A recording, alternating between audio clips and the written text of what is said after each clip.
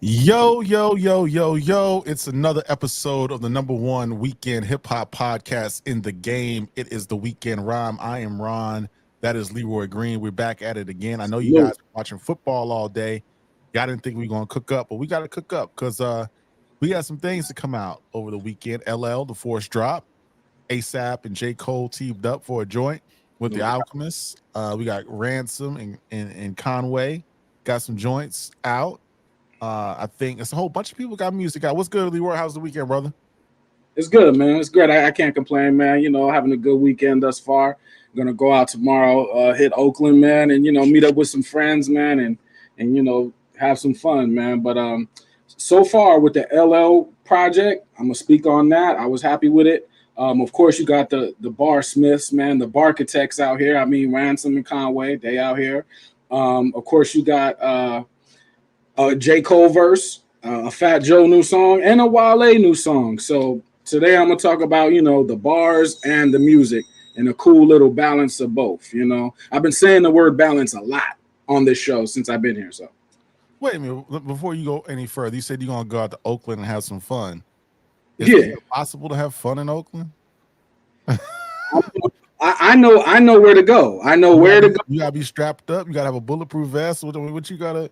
What you got? Uh, How you gonna have fun in Oakland? When I was in Oakland, and yeah, shout out to all my people in the Bay. This is not a knock to Oaktown, the O. I know. I ain't say see no fun. I mean, where you gonna go? Where you gonna be? Let the people know, because I let me Okay, know where should I go if I'm in Oakland. Where should I go? right. Well, I gotta go out there for some work, man. I gotta do some with some music stuff, man. But it's like with a group, I'm gonna go through a bunch of songs and try to get hooks together, beats, and I got a bunch of beats to play for different people. So it's working. But I may stop by to take a few friends that are not from Oakland and take them to the flea market down there. It's like a big flea market, like kind of like on the cusp of West Oakland, Berkeley, like right in that little cusp right there by university and everything. And, I'm gonna take them to the flea market. So that we talk about black culture too. It's a lot of culture over there. You know what I mean? So that's what I mean by having fun. As far as the safety goes, I respect people. They respect me. So I really don't have any problems with Oakland. I spent a lot of years in Oakland.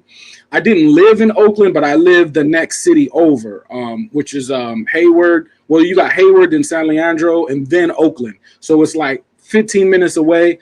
And just working out there, becoming like a lot of my young man years, coming of age years was in Oakland. So it's like I gravitate to that area. You know what I mean? So I'm good with it. So and there's some folks out there. Shout out to 19 Keys. I don't know 19 Keys, but when I hear him talk, he reminds me of it's just an Oakland vibe. Like I don't know if you know who 19 Keys is, but just And 19 Keys, my man, affiliated with Earn Your Leisure Cats. Is that yeah, him? yeah, Okay, yeah. yeah. I know of 19 Keys. He be dropping a lot of the jewels about Right. health and holistic medicines and things like that. So yeah, No doubt. he's a vibe. We need to get him on the show, man. We need to have a whole show where we talk about Yeah, for those sure. type of aspects, because that's part of hip hop as well, man. But you see, I Yeah. got this, not to digress. You see the G on my hat. Another beat down today, 45-3. UGA in the building. Go Dogs. You know what I'm saying? Right now, Colorado ain't looking too good. Shout out to my dude Prime and Shador. They in Nebraska right now, not looking too good, but it's okay. NFL kicked off on Thursday. We had what do we have? We had the Ravens and the Chiefs. Mar missed the throw, couldn't hit the throw. Yeah. Once again, Patrick Mahomes wins again. I just think that I think that's a mountain that Lamar can't climb. It's until he climbs it, and I just don't believe he can do it. I mean, he had him on the ropes. A man's foot went out of bounds outside the end zone. But Yeah. tough, man. Patrick Mahomes does it again. Beats Lamar. Lamar's like 1-6 against Patty all time. Then we have Friday night in Sao Paulo, Brazil. We had the Eagles, Jordan Love. Shout out to Jordan Love. Hope you feel better. I think he hurt his knee on the last play. The Eagles pulled it out. Eagles didn't look good to me. They won the game, but I'm still not sold on the Eagles as of yet. Saquon Barkley looked good. He had 3 touchdowns. Uh, He looked nice. but I'm just not something about the Eagles when it gets to January, when it gets to December, playoff time. I don't think they can beat San Francisco when the rubber meets the road. That's just me. But it was an exciting weekend. It was an exciting weekend of football. Yeah. San Francisco's looking good, man. You know what I mean? So, hey, that's hometown. I'm a Niners fan, man. I didn't have no choice. I grew up in it. You know what I'm saying? So, well, this is they say San Francisco 49ers, this is the last call for alcohol. If they don't win this year, they're gonna break the team up. So let's get into the rhymes. LL Cool J, The Force, dropped this weekend. He dropped yesterday. Matter of fact, what were your thoughts of the album before I share mine? I like the album, but I'm a type of person to where like I seek out like new sounds, new styles and vibes. So it's different. It's Q-Tip on the beats. It's LL rapping like he's 20 years old, even though he's not.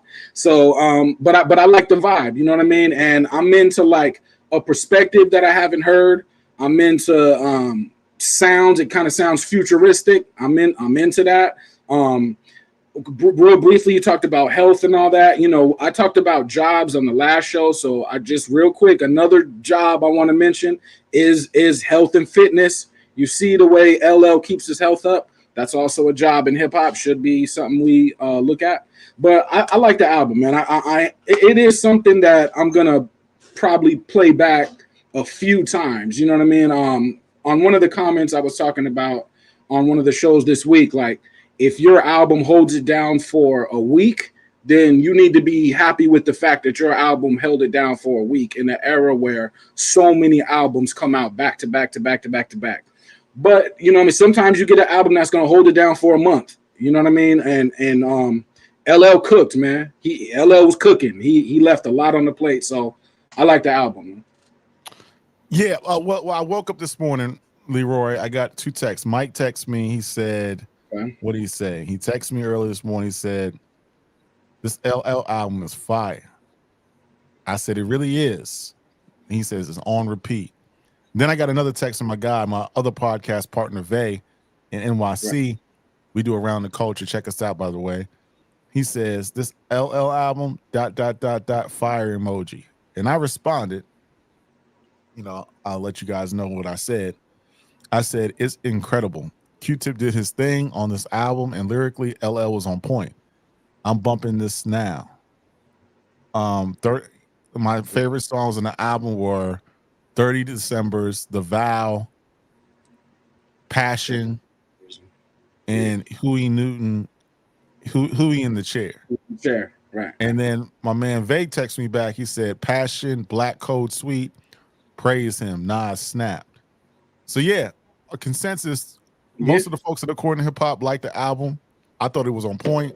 Yeah. The Vow is the one I put on. I usually go through the album. I try not to put nothing on repeat, but The Vow was something I did put on repeat. I like him putting the Young Guns on that joint.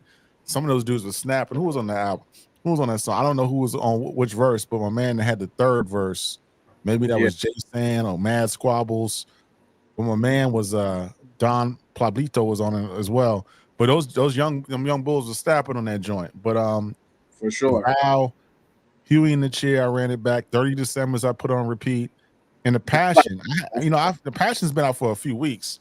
Right. And when I heard the Passion today, I was like, damn, he went off on this joint. You know what I'm saying? So yeah, it's a dope record. I think, if we were categorizing it in that conversation that Q-Tip said he didn't want to be a part of, like adult contemporary rap, it falls in that lane. But he does sound invigorated. At 56 years old, he sounds like a young lion. I mean, if you just didn't know LL was 56, hell, you would think it was somebody just spitting. This is a dope. Take age out of it. This is a dope album. So shout out to LL. I thought it was dope.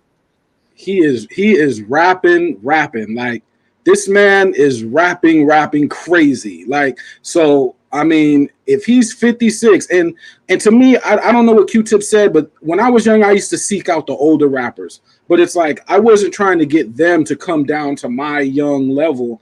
I was trying to take my mind up to their level. So it's like, if you're speaking to somebody who is in their 50s, right? They're not really gonna tailor their conversation to fit your age. They're gonna expect you to come up to where they're at. Do you know what I'm saying?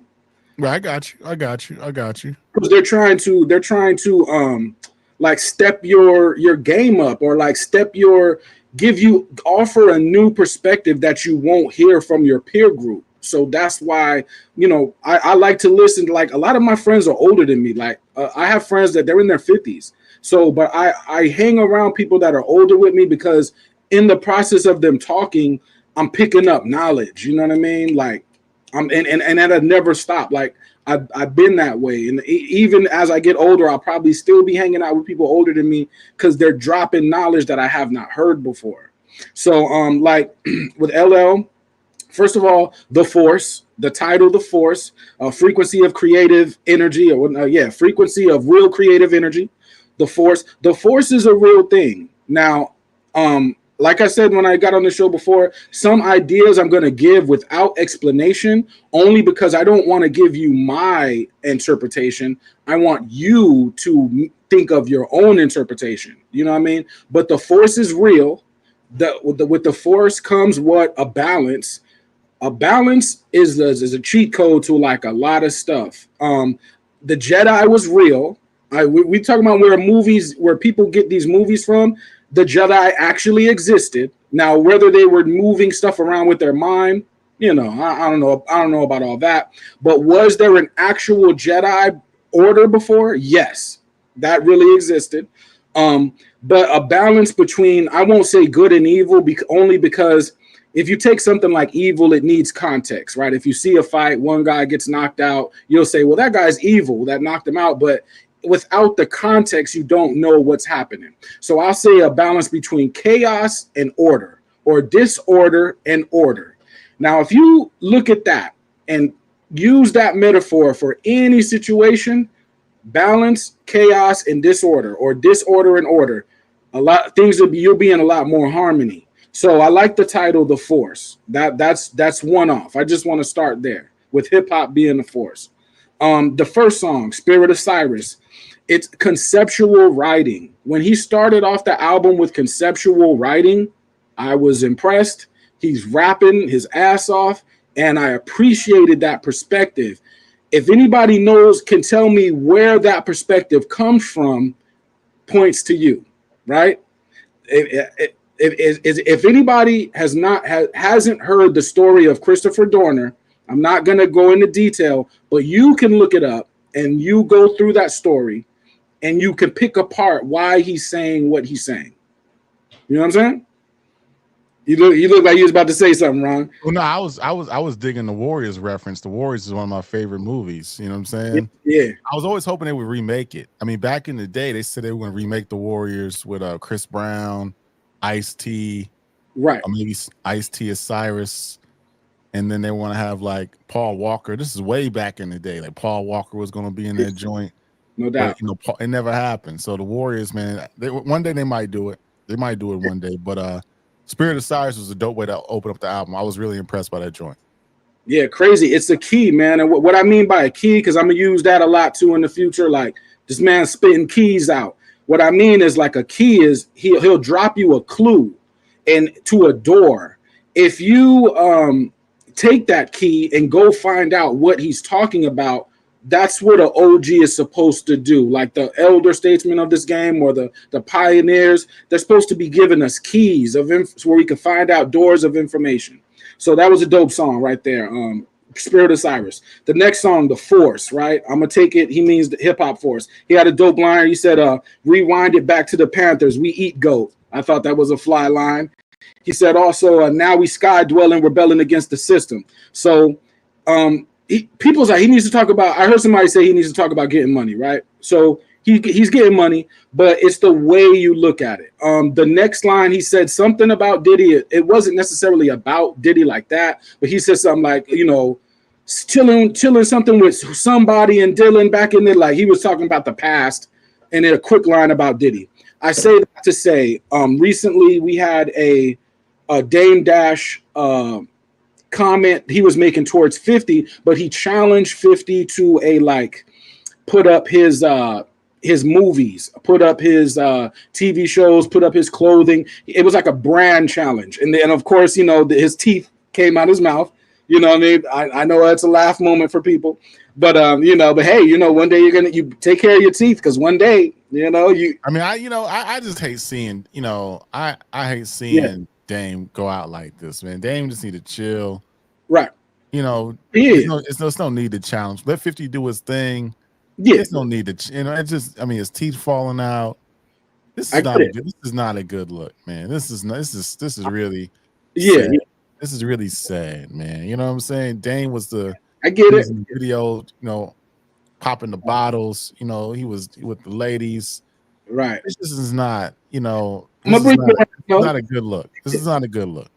You're right. You're right. I'm gonna bring it around though, because it's like what LL is talking about is the spirit of like he's looking at getting money, and I think, and what I know, Nas mentioned this before too, as like sort of like a revolutionary act. There is a context to why he's talking about getting money, just like Dame would challenge 50 into a challenge of who's doing better business, because that is he knows what he's doing in that regard. It's like a challenge of excellence, right? Instead of us pulling up to fight each other, challenge me on like what your mind can do. Do you know what I'm saying? Like Right. what you can do as a brand. Let's create something positive, because it would be easy to turn it to something negative. Oh, I'll pull up, I'll see you in the street, yada yada yada. All that is great, but if you turn it into something where it's a positive, like, oh, well, we'll put your business on deck. I'll put my business up. We'll see what the people like more. See, that's a better way that the OGs could be conducting their little. Yeah, but you gotta, man, your teeth can't be falling out when you're saying those type of things. You can't be issuing a challenge and your teeth are falling. You just gotta, Yeah, right, before right, you issue a challenge, you got, and me, yeah, I gotta, you gotta get you can't have your dentures falling out. I mean, you just can't do that. I mean, that's just right. not. Yeah, but this is why on the way up in business, you may want to be nice to the people as you're going up. You can't be too nice. You still got to hold your ground. But the same people you see going up, you're going to see them people coming back down. If you need a hand or a favor or some sort of investment, you want to keep relationships positive. And Dame, he has had to learn a number of lessons. I'm not going to clown on the man or nothing like that, because I recognize life is a recurring lesson in all the things that you do. So, but I hear you though. But as Dame would say, Yeah, and Dame should take his advice. What did yeah, Dame say on one of those interviews? He said, "A man don't speak about another man's business. Let's not speak about another man's business." Dame, okay, take your advice. We want to get Dame on the show. okay, He's a friend of one of us that we know, so we right, might get Dame on the show. But it's just, I don't know what we would talk about. I guess we yeah, want to talk about the film work. I know he's really passionate about his films. So when we get Dame on, we'll talk to him about that.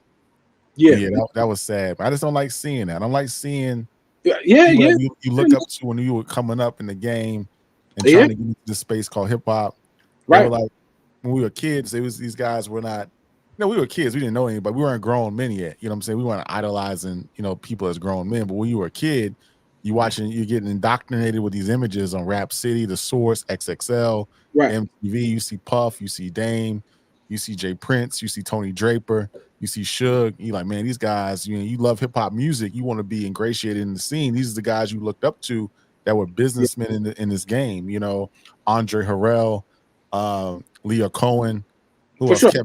Kevin Lyles, Kater Massenberg, Sylvia Rhone, all these people in the game, Pebbles, Babyface, L.A. Reid, Yeah, and they were in the business, because I was always interested in the business aspect of the music industry, right? I love the artists, but when I was in the source, yeah, I want to see who the executives were.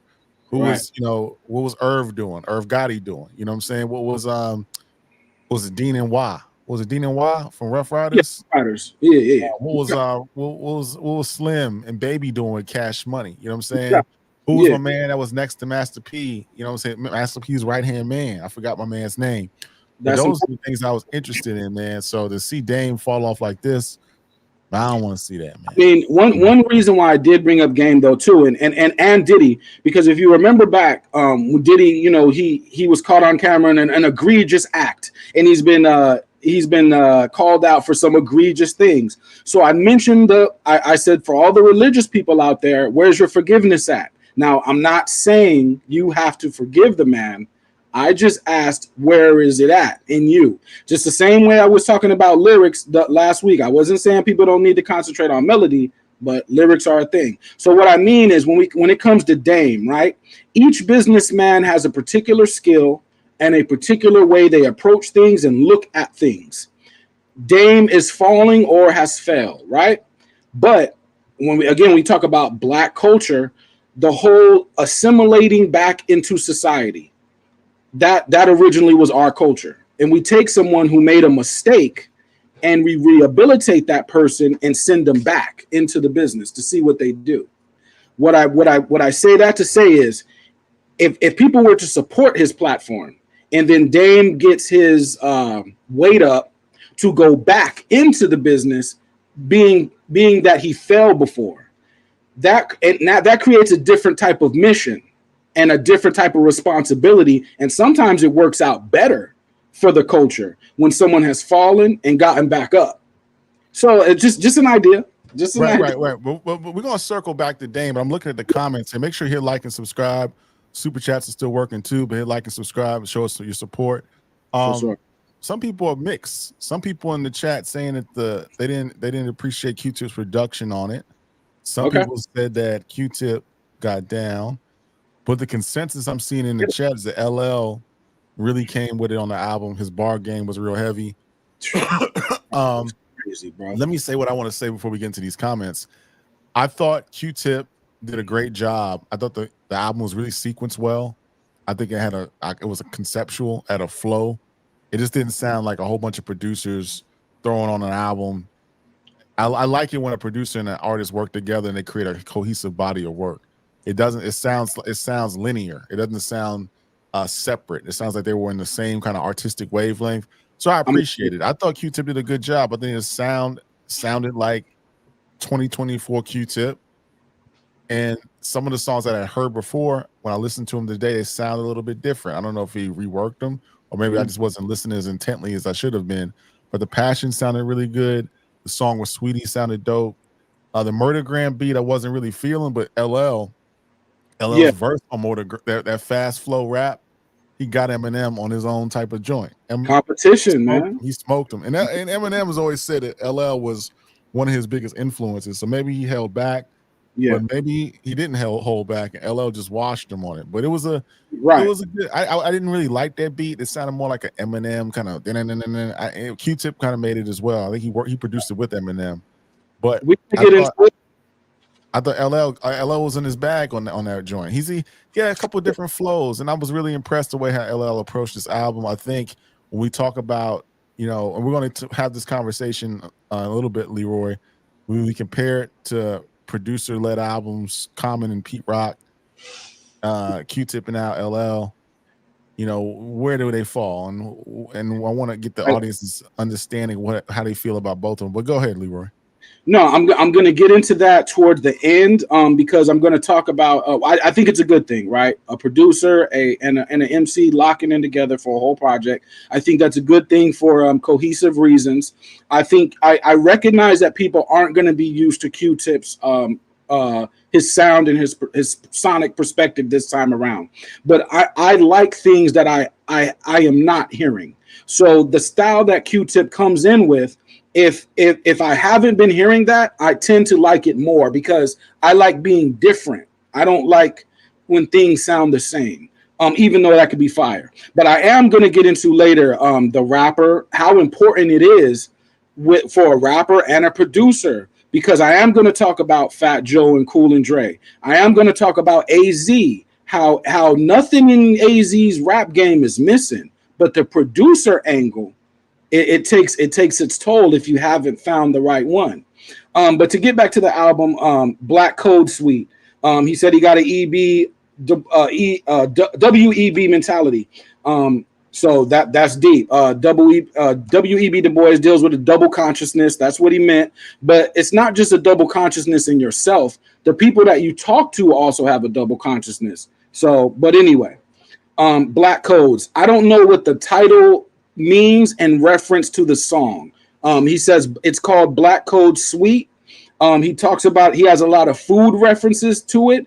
We talked about health and fitness. That's, the food is part of that. That's another job. It's another element. I'm gonna keep calling out jobs, so when we go back years later and look down how many jobs I called out with hip hop, it's a long list. In the song, he said he's still bringing up the last topic, right? He said operation is flagrant till reparations we take them. Only crossover I support is Kyrie. You know, he's not always rhyming every bar, but what he's saying is he's looking at getting money in a revolutionary context. He's mentioning someone like a Kyrie. He's mentioning reparations. He's mentioning throughout the album. And these are keys to larger subjects. But the framing and how he's doing it, it alludes to a deep consciousness that has been around in the game for a very long time, who has established himself in a way that is very powerful, and the lyricism, mastery, you know what I mean? So I just want people to take their time with certain things that he's saying, because he's saying them real quick, and he's saying them in a vibe that sounds like it's fun and is, you know, is upbeat, but there are keys in there, you know what I mean? Passion, we all heard passion, right? Dope, you know what I mean? What did he say? Oh, so passion, he had a bar. He said my grandpops was a mason, had a homie that moved bricks. That's a bar, right? Again, we talk about Black culture. They have taken that culture, and they're thinking turning base metals into gold. That is not literal. It's really a purification of the soul. But again, that's another topic.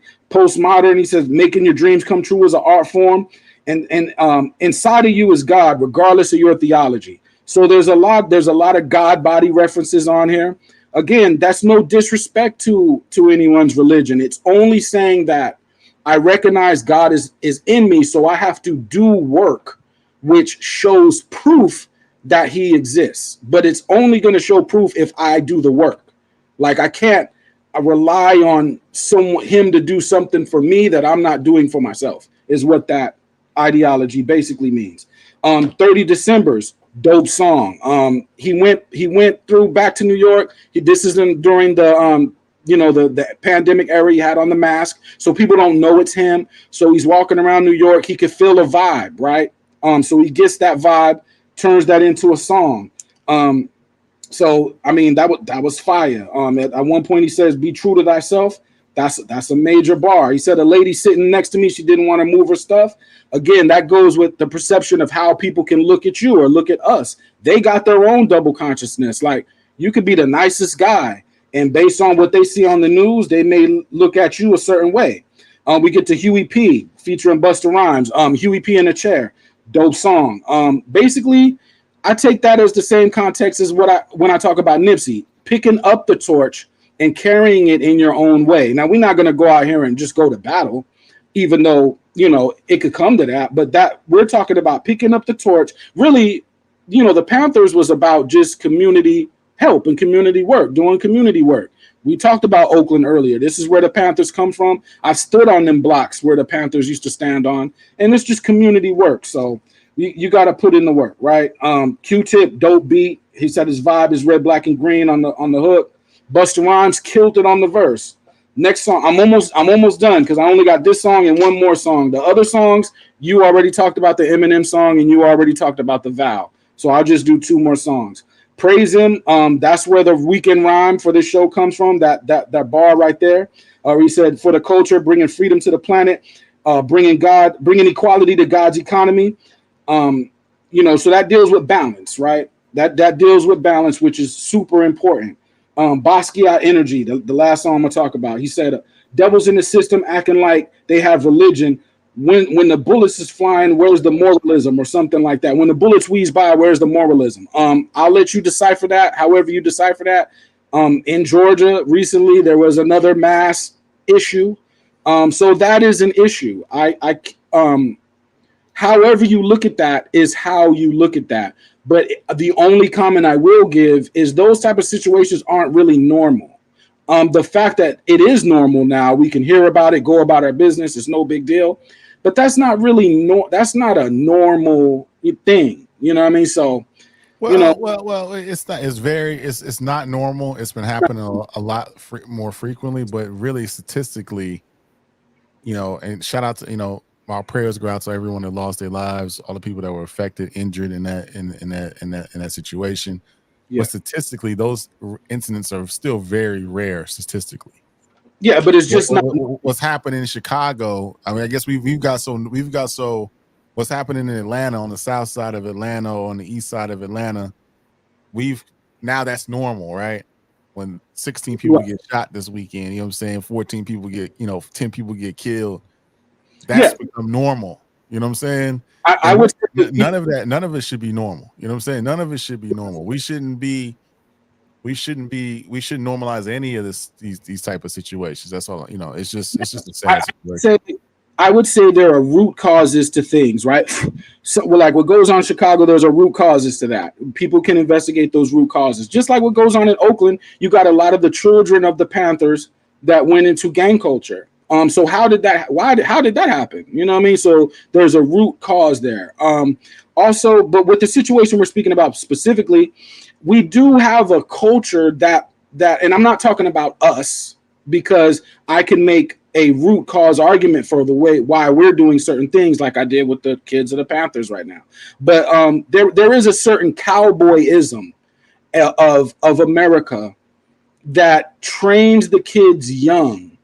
They buy toy guns. We look at certain things as, oh man, that's really cool. You know what I mean? So a kid, now, if we're talking about an adult, that's a different conversation. When we're talking about children, they are not the most responsible with firearms. Just we kind of know that. So it's just some things are just, it shouldn't be normal. That's all. You know what I mean? Right. Yeah, that's another time for another time for another day. But I got you. None of it should be normal, and we our feelings go out to the people that's affected by this situation. But I just want to say that the songs that I'm gonna go back to the Vow. I thought the Vow was let me go in order.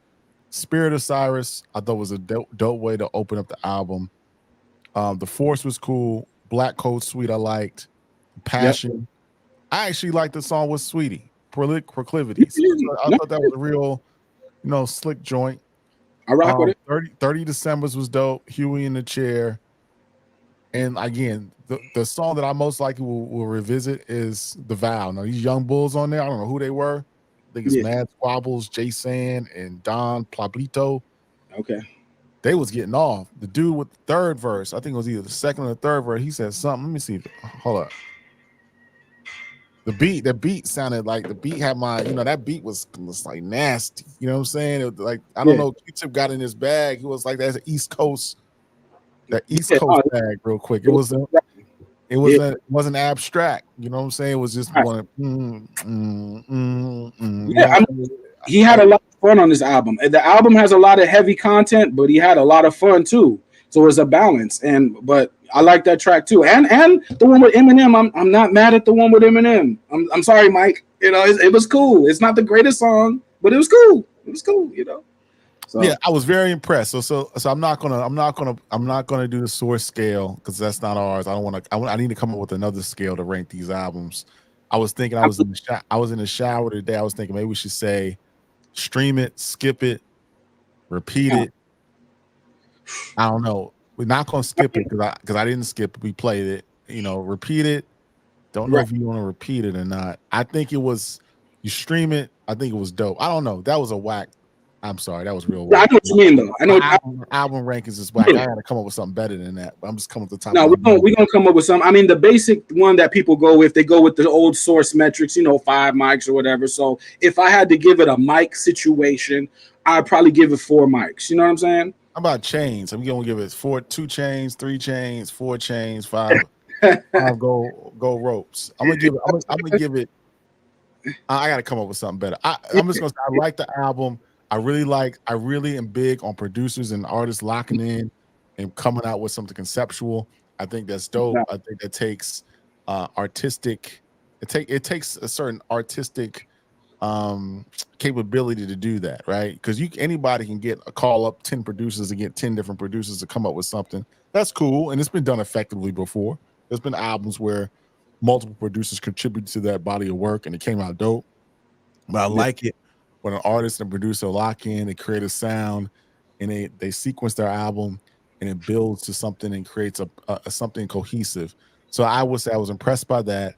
Now, my final take before I turn it over to you, I still will probably revisit and not to compare because they're two different albums. LL was spitting, and he had different type of flows, which is always good to see. He sounded invigorated. He sounded hungry. If you didn't know this guy was 56 years old, you would think this was a young wise line, has seen a lot of life over his 40 plus years in the game. So I was impressed by that.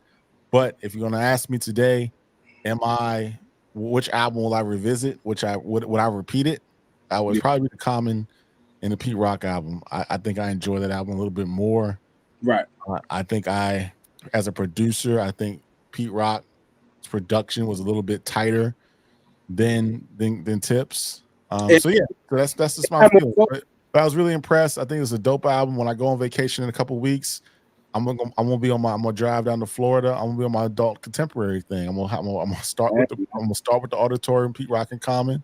Hey, I'm gonna pop on that the Force, and me and my wife and my kids as something they can listen to. We're gonna vibe out, it's adult contemporary hip hop. So right, that should be. And the only reason why I'm going with the adult contemporary rap, or we're calling that, is because that's just what it sounds like to me. It sounds like somebody that knows what they're talking about, that's been around for a while. This is a man, adult, and he's rapping his ass off. Don't get me wrong, but it's knowledge in there, so it sounds very adult to me. But I mean, I'm a fan of bars. This LL Cool J is not LL Cool J by accident.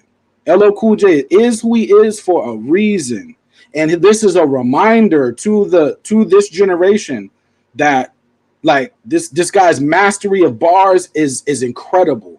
You know what I mean? So we can't forget the bars. Common and Pete Rock, there was a different kind of vibe, but I like that vibe too. You know what I mean? This had a little bit more like a younger energy and kind of a newer sound. You know what I mean? But and I know people be like, you like every album. There's some albums I don't like. The Stove God, I wasn't thrilled with the Stove God that recently just passed. No hate, but I wasn't thrilled with that. But the LL, fire, man. I'm gonna run now. Will it be my most played album this year? Probably not. But am I gonna run it back every now and then? For sure. It's just a lot of albums that it's hard for me to. I guess there's so much music coming out. I don't revisit a lot of albums. Like that's what it is. I listen to a lot of albums because for the show and for what we do here on According to Hip Hop. Make sure you hit like and subscribe. By the way. But I haven't revisited any albums. Like I haven't really. I know you don't get upset. What? I didn't really go back and listen to Samurai like that. I heard it once. And I was okay. I got my fix on it. A lot of albums come out now. The Rhapsody joint. I heard it once. Didn't go back to it. I'm just keeping it in the buck. Bro. I mean, somebody I like. Somebody I think really has a great future. And I mean, if we're talking about an album a week or a couple of albums a week, that's 53 different albums or in a year, or 60 or 70. To run back your album in 2024 is a tough ask, because it's not even a song that I go back to. Like, let me go check this out. But let me get to the super chat real quick. Jermaine Johnson says, Common and Pete, LL and Q-Tip, Nas and Primo, Snoop and Dre. Let's take a moment to appreciate the new projects that our legends are giving us. They still care. You know what, Jermaine Johnson, that's a good point. I think I'm gonna put that back on. I think Common and Pete, LL and Q-Tip, Nas and Primo, Snoop and Dre. Yeah. I had a conversation with Mike the other day. Mike was like, man, that's Snoop and Dre. When that drop, man, it's gonna get people. I said, man, that's kind of, it's real. It's great. I love Snoop and Dre. I came up on that music, but it's kind of sad. Why are we waiting for them, a 60-year-old man and a 50-year-old man, to come out with some new joints when you got the king of LA? I know why. You got the king of LA. You got the king of the big three. Why is nobody excited for Kendrick to drop? Why are we putting pressure on Dr. Dre and Snoop? And okay, I got that guy, right? I'm just asking for the people. I'm asking because I think that's like saying I want I want Joe Montana to come out of retirement, and you know, we got Josh Allen, we got Patrick Mahomes, we got Lamar Jackson, Right. we got young bulls. This young bull, well, not such a young bull. This Right. guy needs to come out and drop an album.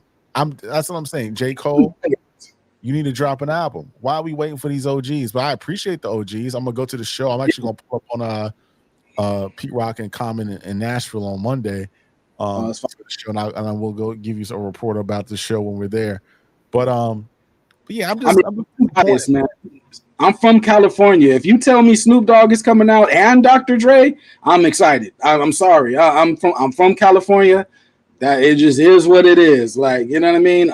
Engineering. Last time I kind of, which Dr. Dre, that is his special powers. Last time I said something about the need for engineering because people got to turn around stuff fast. But just in the game in general, that's another job as well because a lot of guys don't mix down their own stuff. They don't know how. So engineering is an underrated element. It's underrated musically. The right engineer will have your song sounding crazy. And he didn't change no beat. He didn't change no lyrics. He just engineered it a certain way. And it'll go from a 2 to a 8 or from a 4 to a 10. Like, so. Man, the game is in a sad place. I'm enjoying it when the most anticipated album on the West Coast is from a 60-year-old guy and a guy that is mid-50s, grandfathers, and the guy that's supposed to be the one y'all tell me is that guy like that ain't got no album. Maybe I'm missing something, man. Maybe this generation is a little bit different. I don't understand. Missionary is probably going to be insane, but documentary 3 game is gearing up to. He's loading up. Again. I mean, these are again. Okay. Yeah, I got you. I got you.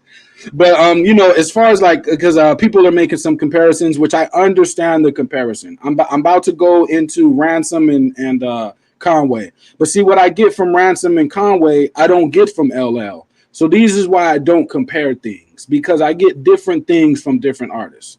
But I do get the comparisons. You know what I mean? Before we get into Ransom and Conway, I wanted to drop the link real quick. I think Mad Max has something to say about LL. The LL is this guy. Yeah. Before we get into that, so I dropped the link. You guys want to call in, and if you agree or disagree about the LL Project of Force, welcome to chime in and let Leroy and I know. We like the calls, but the call's been drying up lately. I don't know why, man. We have the call-in feature. We try to be different than other podcasts and allow people to come in and speak. Y'all come in, y'all call in. It's all good. I got a lot to say. Leroy has a lot to say, but I don't want to hear myself speak. It's a collection of ideas. It's a collection of ideas. My idea might not always be the best. You're not going to agree with me. You might not like my takes. Most of the times y'all don't. And damn for sure y'all don't like Leroy's takes. They don't like but that's okay. That's okay. As long as we keep it above board and respectful was all G. Mad Max in the building. Mad Max was good. Yo, what's good? What's good, my guy? It was good. First, I want to say R.I.P. my GOAT, Tupac. Yes, sir. And an R.I.P. my favorite white boy, Mac Millie. Mac Millie. So yeah, my favorite white boy. Mac Miller was a dope MC, man. R.I.P. him too. Want to say that first. Second, the LL album was just alright, man. It was alright. We know you, Mad Max. We know, but Mad, you got to get into something different, man. You go ahead, brother. It was look. I love LL. That's my guy. I rocks with LL. I've been telling people LL's top 5 ever since I've been watching this show. Been telling y'all he's top 5 all time. Right. I don't even have an issue with LL on the album. I think the beats were like, yeah. I get it. He had some dope beats on there. I felt like the beats were they were good enough to be played, but there was like an element in like a lot of them beats that just missed the mark on a lot of them. But it was alright. I'm not gonna say it's whack or nothing. It's different. The beats are definitely different. I mean, I said they were kind of like futuristic sounding to me, but even that take, someone could disagree with that, right? But the beats are definitely different, and there's no like hard hitting like that hard just bow, like hit you in the face, make the ugly face Ransom and Conway beat. The Val did. The Val was that one. Okay, yeah, I don't think the Val had a. I can see what Leroy means because there was not one beat on there that I thought was like hard, transcendent, like crazy, like I never heard it before. It was like all the same thing, which leads me to my real thing I want to talk to you guys about. I'm not a fan of the one producer, one MC album. I got it. I'm not a fan of that. I think they need to bring back 2 or 3, 4 producers again. I don't want to hear 10 producers like what a lot of these people do today in the mainstream. But I think there should be I don't want to hear one either. I want about 3, 4. They bring an artist, they best 10 beats, and the artist picks 3 or 4 of the top beats from 3 or 4 producers, and he makes an album off of that. I don't think we need one album of the same producer, because then it starts sounding the same to me. Because each producer has their thing that they're gonna. Everything could work. Everything could work. Like some people make cohesion arguments, and then I counter that with you don't actually need to have cohesion to be dope. You could go all over the place and still come out with a dope album. So everything works. Like it's just how you prepare it. Like Aquemini may not be the most cohesive album, but it still works. No, what you got to think about some of the dopest albums in hip hop history follow that concept with just one producer, and like say Hard to Earn, Moment of Truth, DJ Premier. You know what I'm saying? But was that before 94, Ron? He said before, that was before 90. Well, Hard to Earn was before 94. I think Hard to Earn was like 92 or 89, was 91, I think, you know. So I think the difference with me, and you guys understand I'm younger, so you guys are a little older, so you remember all that stuff before 94. But a lot of my generation, we start off with like Illmatic. That's the farthest we go back. And then we have to learn about things even before that. I think Illmatic really changed the game with, it didn't have like crazy amount of producers, but it's like 4 producers on there. And you know, it had like that album. Yeah, Illmatic had the greatest rap producers, you know, a lot of them on the same album. But even that album had a kind of vibe, but you know, that you're not gonna get that again unless you create that. But that's rare, you know, Primo, Pete Rock, Large Pro, Q-Tip. That's a rare situation. I feel that because I'm just looking at a comment from A-Dub, and he's like, the first half of the album was great, the second half sort of slowed down. That's my thing with like one producer. I think after a while, it's just like they kind of tap out. Like they just can't. It's tough. It's like the RZA thing. It's tough. It's tough to put everything on one producer. That is tough. You know, if I had a choice, you know, like if I was making an album, I would, you know, probably go with a few producers rather than to put all the responsibility on one producer, because that is tough. You know, you're asking him to do 10, 15 different joints. So yeah. Well, Mad Max, one guy that pulled it off in your generation was that guy you don't like was Kanye West. Common B. But you talking about Kanye? He has ghost producers. Kanye doesn't even make all his beats. But even with that too, like people always bring up B for Common, but we also have to remember Common is also talented. So it's not just Kanye in the room. Common is also in the room. Like he knows how to make dope songs. Like so. And also, besides that, Leroy, Kanye doesn't make all his beats. He has other people helping with beats. And we forgetting Hit Boy. Like Magic 3 is out of the whole Nas and Hit Boy series. Magic 3 is my favorite one. Let me get to the super chat real quick. The Web 100 says, shout out to you. The L Web 100 says, this is why the Carter 1 is Wayne's best album. It's more cohesive having one producer. Manny Fresh killed it. Good point. Jermaine Johnson says, legacy acts are the only thing to get excited about. Even Dot is now an OG. The problem is there's no, chicken wings. Legacy acts are the only thing to get excited about. Even Dot is now an OG. The problem is that there's no mainstream great rappers under the age of 30. I'm gonna get into Wale. He's not under the age of 30, but I'm gonna get into Wale a little bit later. He's an OG now. But the times have changed, right? The times have changed. Like our song in my era, which was only a few years ago, but in my era, songs were 4 minutes or 4.5 minutes. Songs now are 2 minutes, and now songs are getting to be 1 minute and 30 seconds. That was just a rough draft demo in my era. So the sounds have changed. The wantingness to be cool, and LL is the opposite of this album is not him trying to be cool. Like that, he checked that box 40 years or 30 years ago. So it's a different Big Sean with what he just did. He was not trying to be cool. Like he's trying to be an adult. So the shift, we're at a point where there's a shift, and the hip hop that was young, cool, and super hip on everything is now trying to go into its adulthood. So the sonics and the mood and the subjects are shifting.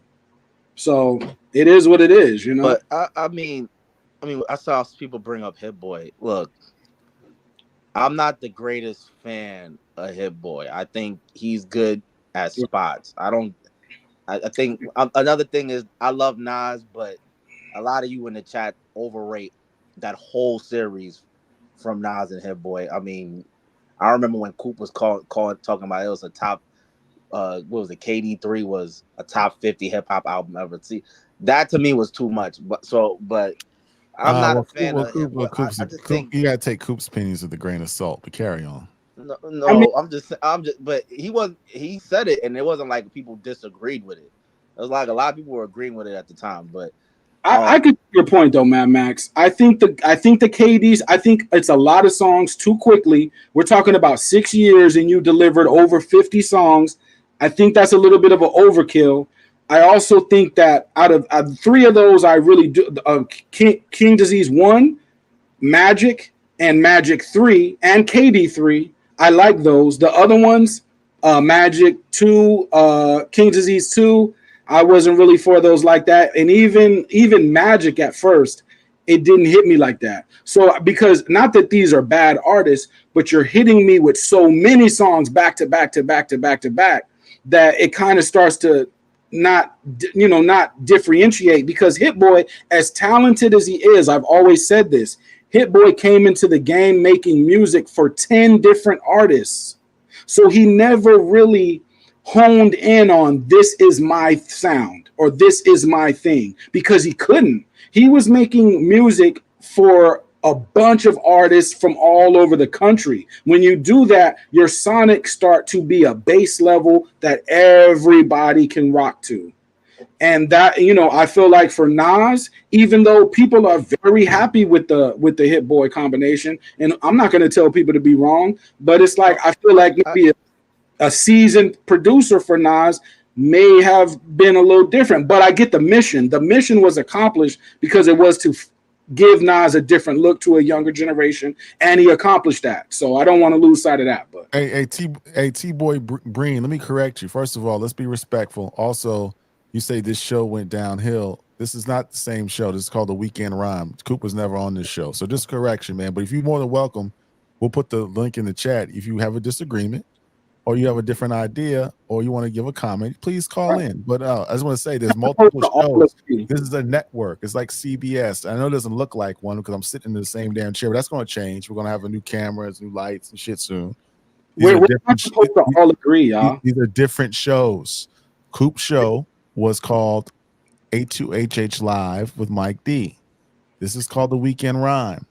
There's another show called Mic Check. There's a show called Around the Culture. They're different shows. People have different opinions and different looks. If we all agreed on everything, then it wouldn't be that cool, right? So we disagree. Like, we have different viewpoints. And like earlier this week when we were talking about Pac, I mentioned Ice Cube. People thought that was just an egregious comparison, right? Or Mike was like, he don't know about that. Mike's my guy. But when I had that same conversation in the streets, and I say I can compare the two in the street, people was like, oh, okay, I see that comparison. No one had a problem with that comparison. They were like, Ice Cube, Pac, I see the comparison. Like, there was no issue. But again, what I'm saying is people have different opinions, different perspectives. Again, a lot of my friends are older. They grew up in that era, so they have a different outlook. I'm just saying, man. You know what I mean? I'm sorry, guys. I'm not going to participate in any more attention to the trolls. We're going to continue doing our show, doing our thing. But I do see a comment that I want to address. My man says Sean was dissing Mike the other day. Somebody send me the timestamp on that show. I want to see that. I want to, because I respond to disses. I'm not like Mike. Mike don't respond. Mike just does his thing. I respond to disses. So send me that. Send me that that link. Send me the other timestamp of that show, or whatever show that was, because I don't even watch that show. Well, hold on. Where he was dissing Mike. To disses. I do, and I do respond to disses in the comments. Some of them are just ridiculous, right? But some disses I don't respond to because, respectfully, if you're going to diss me, right, you're dissing me behind what? And what do I gain from battling you? And just whoever's dissing me. Like, if it's going to be a public dissing back and forth, it has to be something gained, right? Or some point to it, because we don't know each other. So nothing ever really happened. But if there is going to be a diss, like I mentioned, Dame Dash and 50 Cent earlier, make it constructive, like bring something to the game that is so dope that I got to acknowledge how dope it is.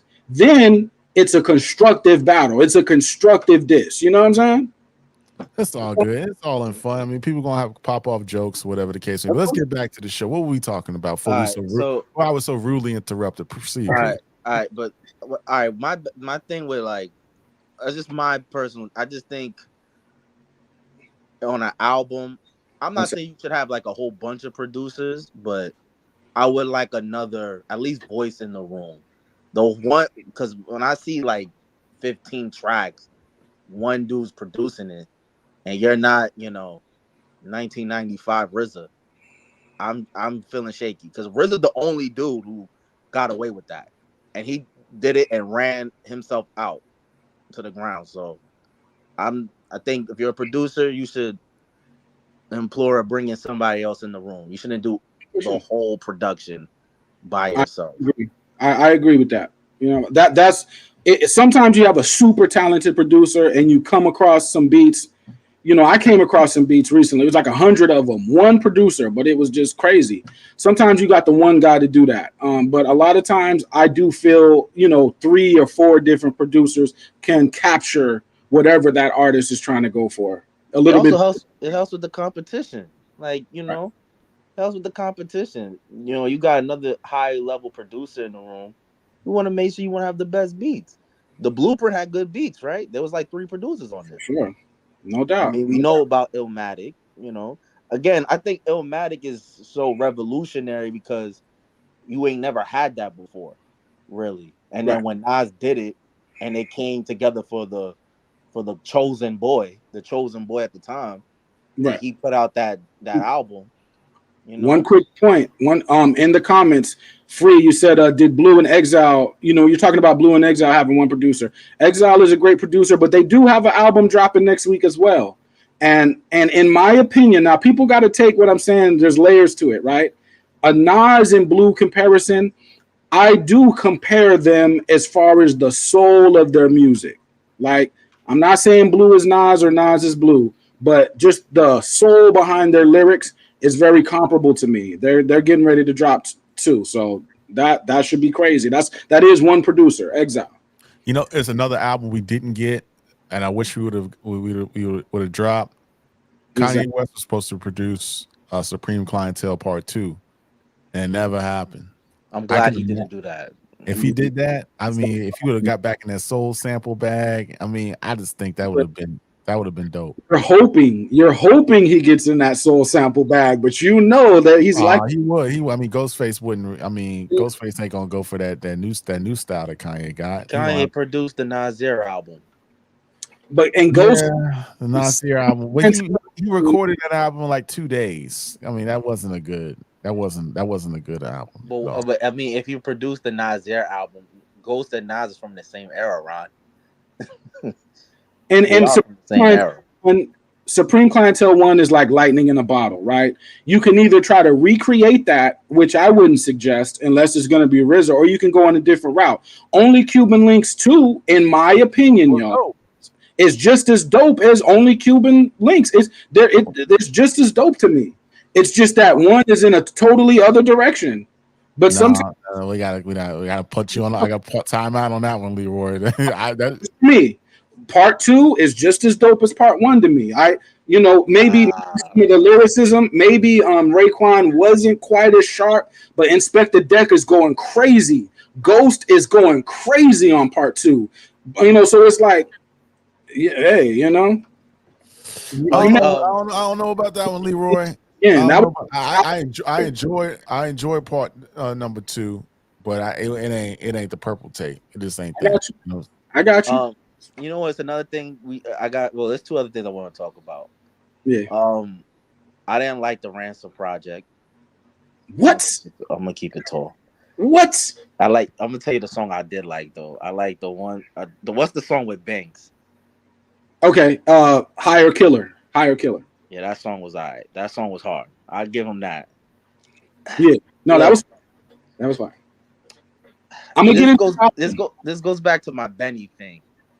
These dudes, and I got respect for them because they try to write out their bars and they try to be lyrical and stuff, but I don't know, man. It just sounds like the same old from Ransom, man. I like Ransom.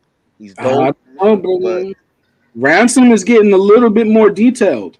And that's hard to do for somebody who dropped 100 songs already in the last few years. Yeah, but I feel you, Leroy, but Ransom is like, he's very sharp. He's sharp. Conway is decent lyrically too. But I don't know, man. It's just like this. I get the same vibe from them on every project, and it's like I need, like, at least with LL's project. I will say this for LL's project, right? He did switch it. It don't sound like it sounds like he's evolving in some way, or he has a certain level of passion. Ransom, when he rhymes, his voice is very monotone. And he really relies on his lyrical ability, but he has to give me more. I just feel like he's in a rut. We're gonna talk about that hold that thought when I get to Wale, because Wale just dropped some new songs, but I'm gonna talk about a balance between the bars and the music when I get to Wale. I'll do a quick rundown of this Ransom and Conway album. The producer is V-Don. V-Don, anybody who knows Willie the Kid, if y'all know Willie the Kid and V-Don, that is an excellent producer, MC, pairing, right?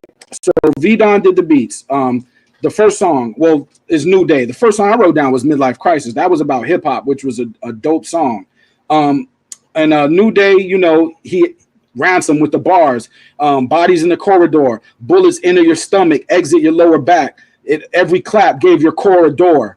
Bars, right? Limitless. He said, we killers, but getting money would be my preference. Really, people that are in the street like that the real ones would really rather be doing something that was more profitable in the legal world. The real ones. Nobody else that's really a real gangster enjoys that on the edge life mentality. So that's one way of looking at it. Selfish, or they spelled it shellfish. He said, put fire to your flesh. Your life's not a movie when you telling on the gang and you couldn't stay quiet on the set. Ransom's double entendre bars, crazy. Higher Killer with Lloyd Banks, crazy. On the last song, he has a conversation with God. Ransom has a conversation with God, so he's playing God. I'll let y'all hear that. Ask some interesting questions there. But the dope song that I really like was Midlife Crisis, where he's talking like he's talking to hip hop.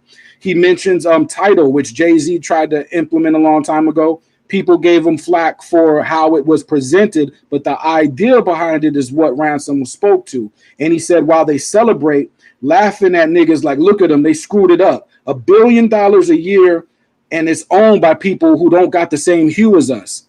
Like that. That's deep bars, man. And that song in general is deep. And it's like a lot of times when I say, well, hip hop can do that, hip hop can do this or not, people say, well, no, you can't do that. Or we got to have bigger dreams. Like our dreams are too, like, we talking about having money, getting cars, getting girls, getting chains.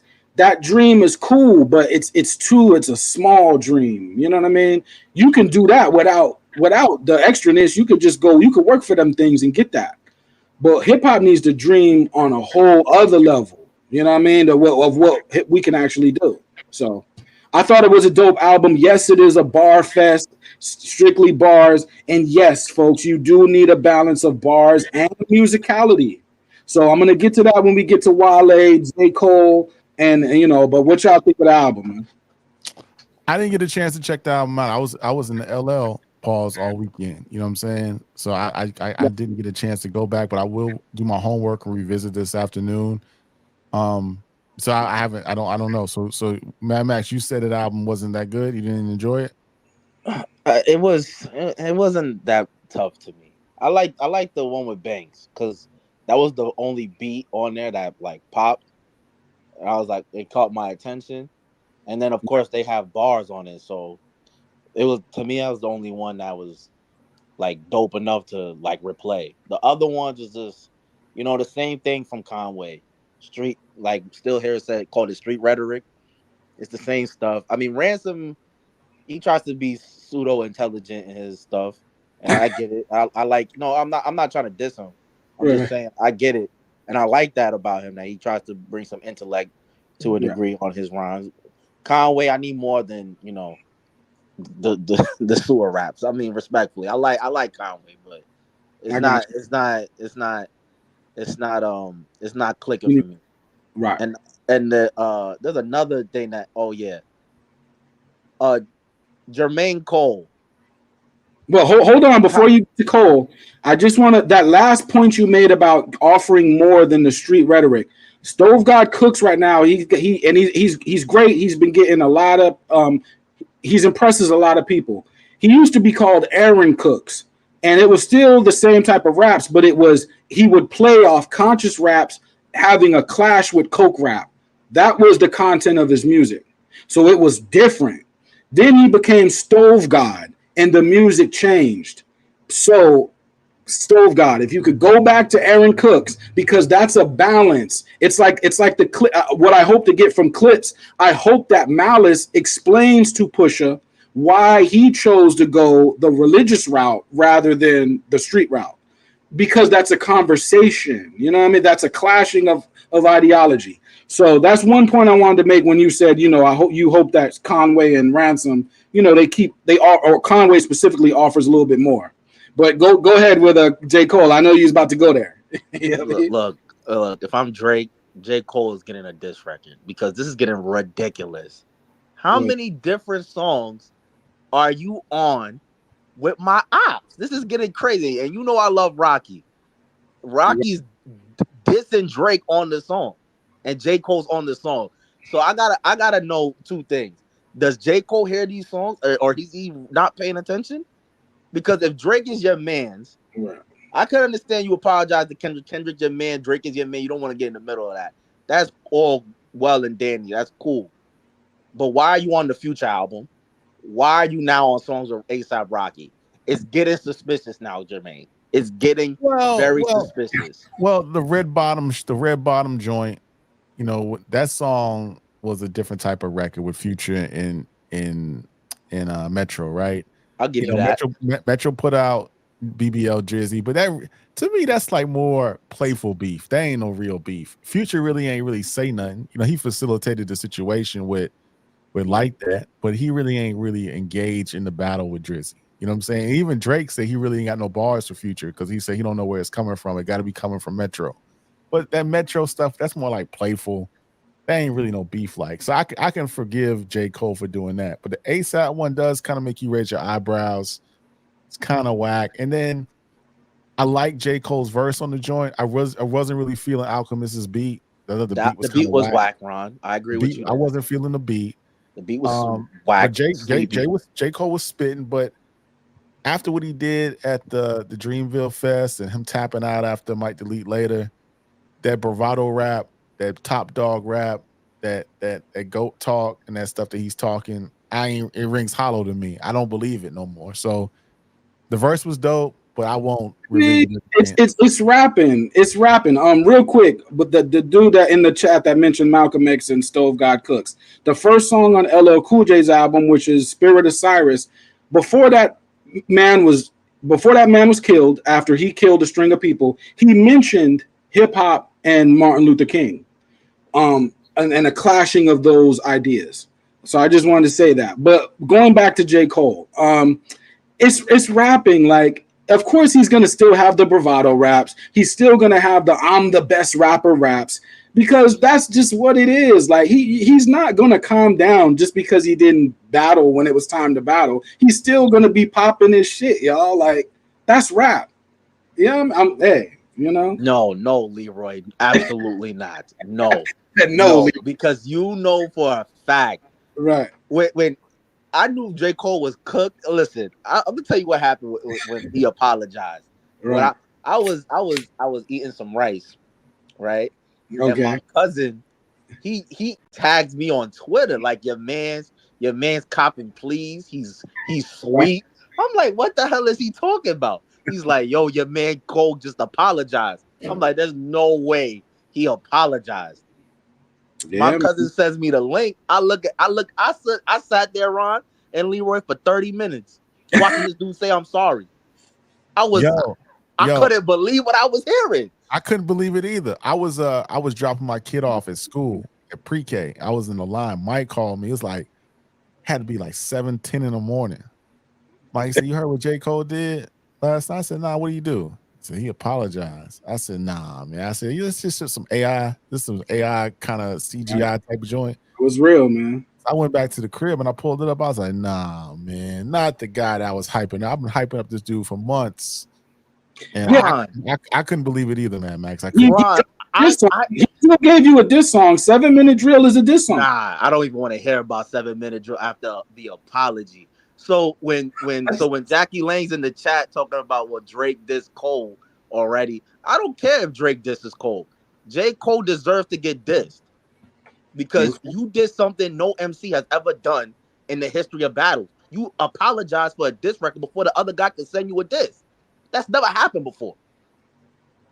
And what made it so egregious? What made it so egregious? And people still, for the life of me, I don't understand why people still think that 7-minute drill was the only diss to K-Dot on the joint. He said, "I'm gonna take 7-minute drill off the album," but there were like 6 or 7 joints. The whole damn mixtape was about Kendrick. Damn near. He didn't apologize for that. It was, "I'm ready with King. I'm ready." So you got the disses. If the record was about Kendrick, then he delivered the disses. Narrative and made it seem like that the 7-minute drill was the only diss to Kendrick. That wasn't the case. People are just, it's revisionist history. The whole joint was about Kendrick. The whole album. It was. Okay. And at the end of the day, like, you knew it was bad when Stephen A. Smith got Jadakiss on the record on his show, and Jadakiss is flabbergasted.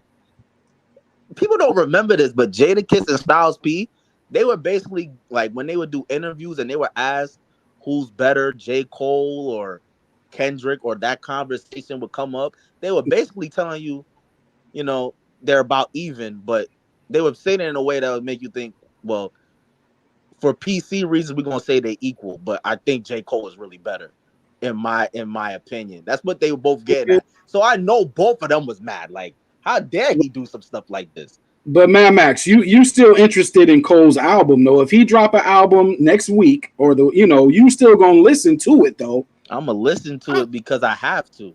I really don't care for his next project. I really don't. I mean, 3 things happened with that apology, right?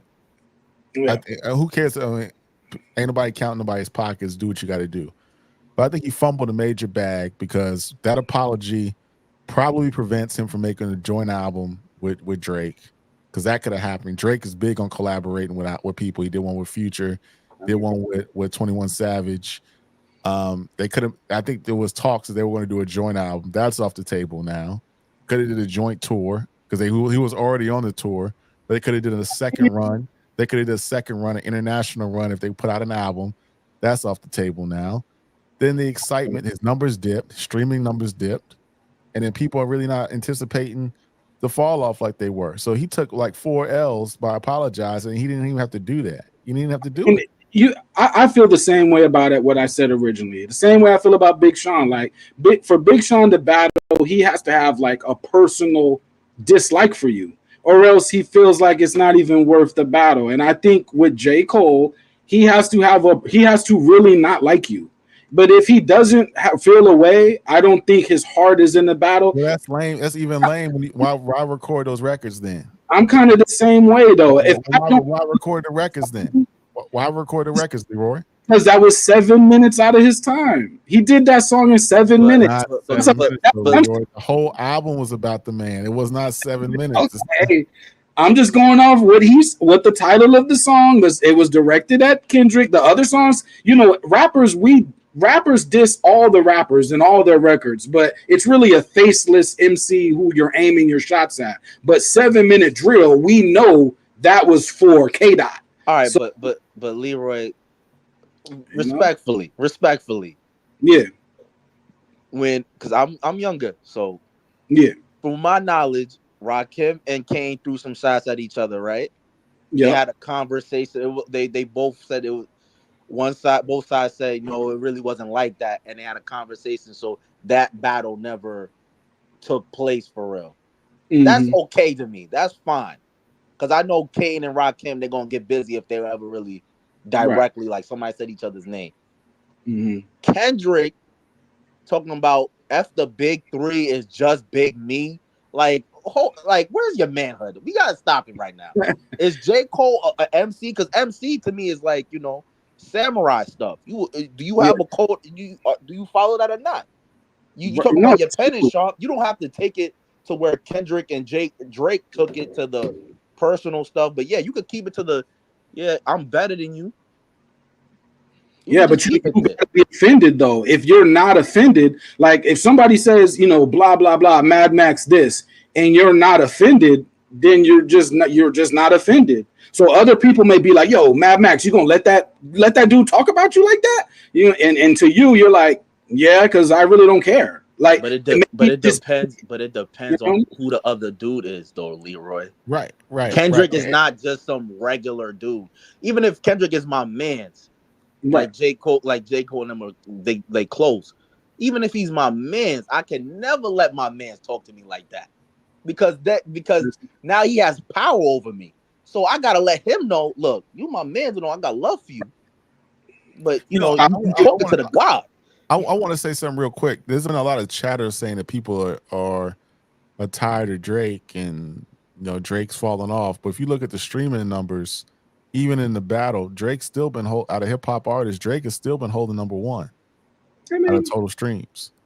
He's going to do that. I think people are tired of seeing the same guy always win. I think that's consistent. But they're still streaming him. And Drake and Kendrick's numbers are dropping. Kendrick was high during the battle, but Drake is still consistently at the top of the streaming numbers. Well, I find interesting. I think that's mostly to do because one, people don't like Kendrick's music like that. I've been saying this for years. They don't really care for Kendrick's music like that. They only like the disses. That is true. Kendrick, for example, right? I work with a lot of kids. I work with kids that's like from age I want to say 20, 21 to about 24. The rappers they don't care for the big three. They don't really care about them like that. They respect Drake for what he's done, but I'm not gonna say that they fan over him. J. Cole's the one of all the rappers that they listen to that if they want to hear something thoughtful, they'll listen to J. Cole. Right. If they want to hear something creative, Ron, you'll like this because I don't jack this guy. They go to Kanye West. They love Kanye West. Right, and then Future's their guy. If they're a female, they still like Nicki. There's other rappers that they like, right? They don't jack Kendrick. The 45 and up crowd, they respect Kendrick because he talks, positive rhetoric, but they don't go back and spin his music. The only people hyping up Kendrick is the over 25 to about the 35 crowd. I hear you. That Shea Butter Twitter woke jazz club stuff. Kendrick sold a lot of records, my friend. So every age group, he's tapped. He's tapped because he sold too many records. Every age group he done already tapped, and check that box. You can't do what Kendrick does unless you hitting everybody across the head. He done hit. I can say that for Drake. I can say that for J. Cole. You can. I'm just saying. I'm just saying the demographic that goes hardest for Kendrick. Okay. That in Is our his community, is the Black community would be the 25-ish to that's true. 35-ish crowd That's that true. happen to be Black, mostly the ones who are into thespian stuff I or the suburbs. I Outside of that, they're not really that crazy on him. And you're seeing that reflected in numbers. Kendrick is good for controversy. When it's time to, make a moment, swirl up this all this propaganda because he comes with the Interscope marketing and all that. He's good for that. But after a while, people's not feeling that. I mean, mean, they move on. you only need to tap one of those groups though. Let's say if we break hip hop the demographic into 5 or 6 different groups, all you need to hit is one group, and that's gonna start to pull the other groups because you hit that one group. So he don't need like everybody. He hit his peer group, like the people that are the same age as him. He hit that group. Those groups, they have younger nephews, they have younger kids, they have cousins, older aunties, uncles. So they're pulling the other people when they listen to Kendrick. But That, you know what I mean? Leroy, I hear what you're saying, but like, check this out, right? When Mike had a show, I think it was either Monday or Tuesday, or maybe it was Wednesday with the other cat. What's his name? Siobhan. Siobhan. Yeah. Mike said it on the show. I really don't listen to Kendrick much at all. And No, Mike says he supposedly loves Kendrick. That's what I'm saying. Mike just be Mike. I've known Mike for almost 25 years. So Mike, I know Mike, man, and Mike's opinions are legit, but I think he's sometimes he's conversating. He's conversating. Yeah. Mike ain't listening to them damn Kendrick songs like that. He's just not, man. And I'm just keeping it in the buck. He's not. But that's my point, Ron. We gas up Kendrick. A lot of people, I'm not gonna say we. A lot of people gas up this dude. His music never lasts like that. People talk about, Good Kid, Mad City's on Billboard for 10 years. When is the time? When do you ever hear people put on Kendrick? I told this to I remember me and my brother was talking about it one time, right? And I was like, yo, go through Section 80, bro. You don't like more than 3 songs on that album. He looked through the whole album. He's like, yo, you know what? You're right. I like Hold Up. I like Rigor Mortis, and I like High Power. Ronald rest of the album. Ronald Reagan era was dope on that album too. But let me address this real quick in the chat. Jim Real, yes. What are y'all thoughts on the LL album? We touched on the LL album earlier. Me personally thought the LL album was dope. I thought Q-Tip and LL made a cohesive body of work. I'm a big fan of producers working with a rapper, locking in and doing that. Mad Max isn't.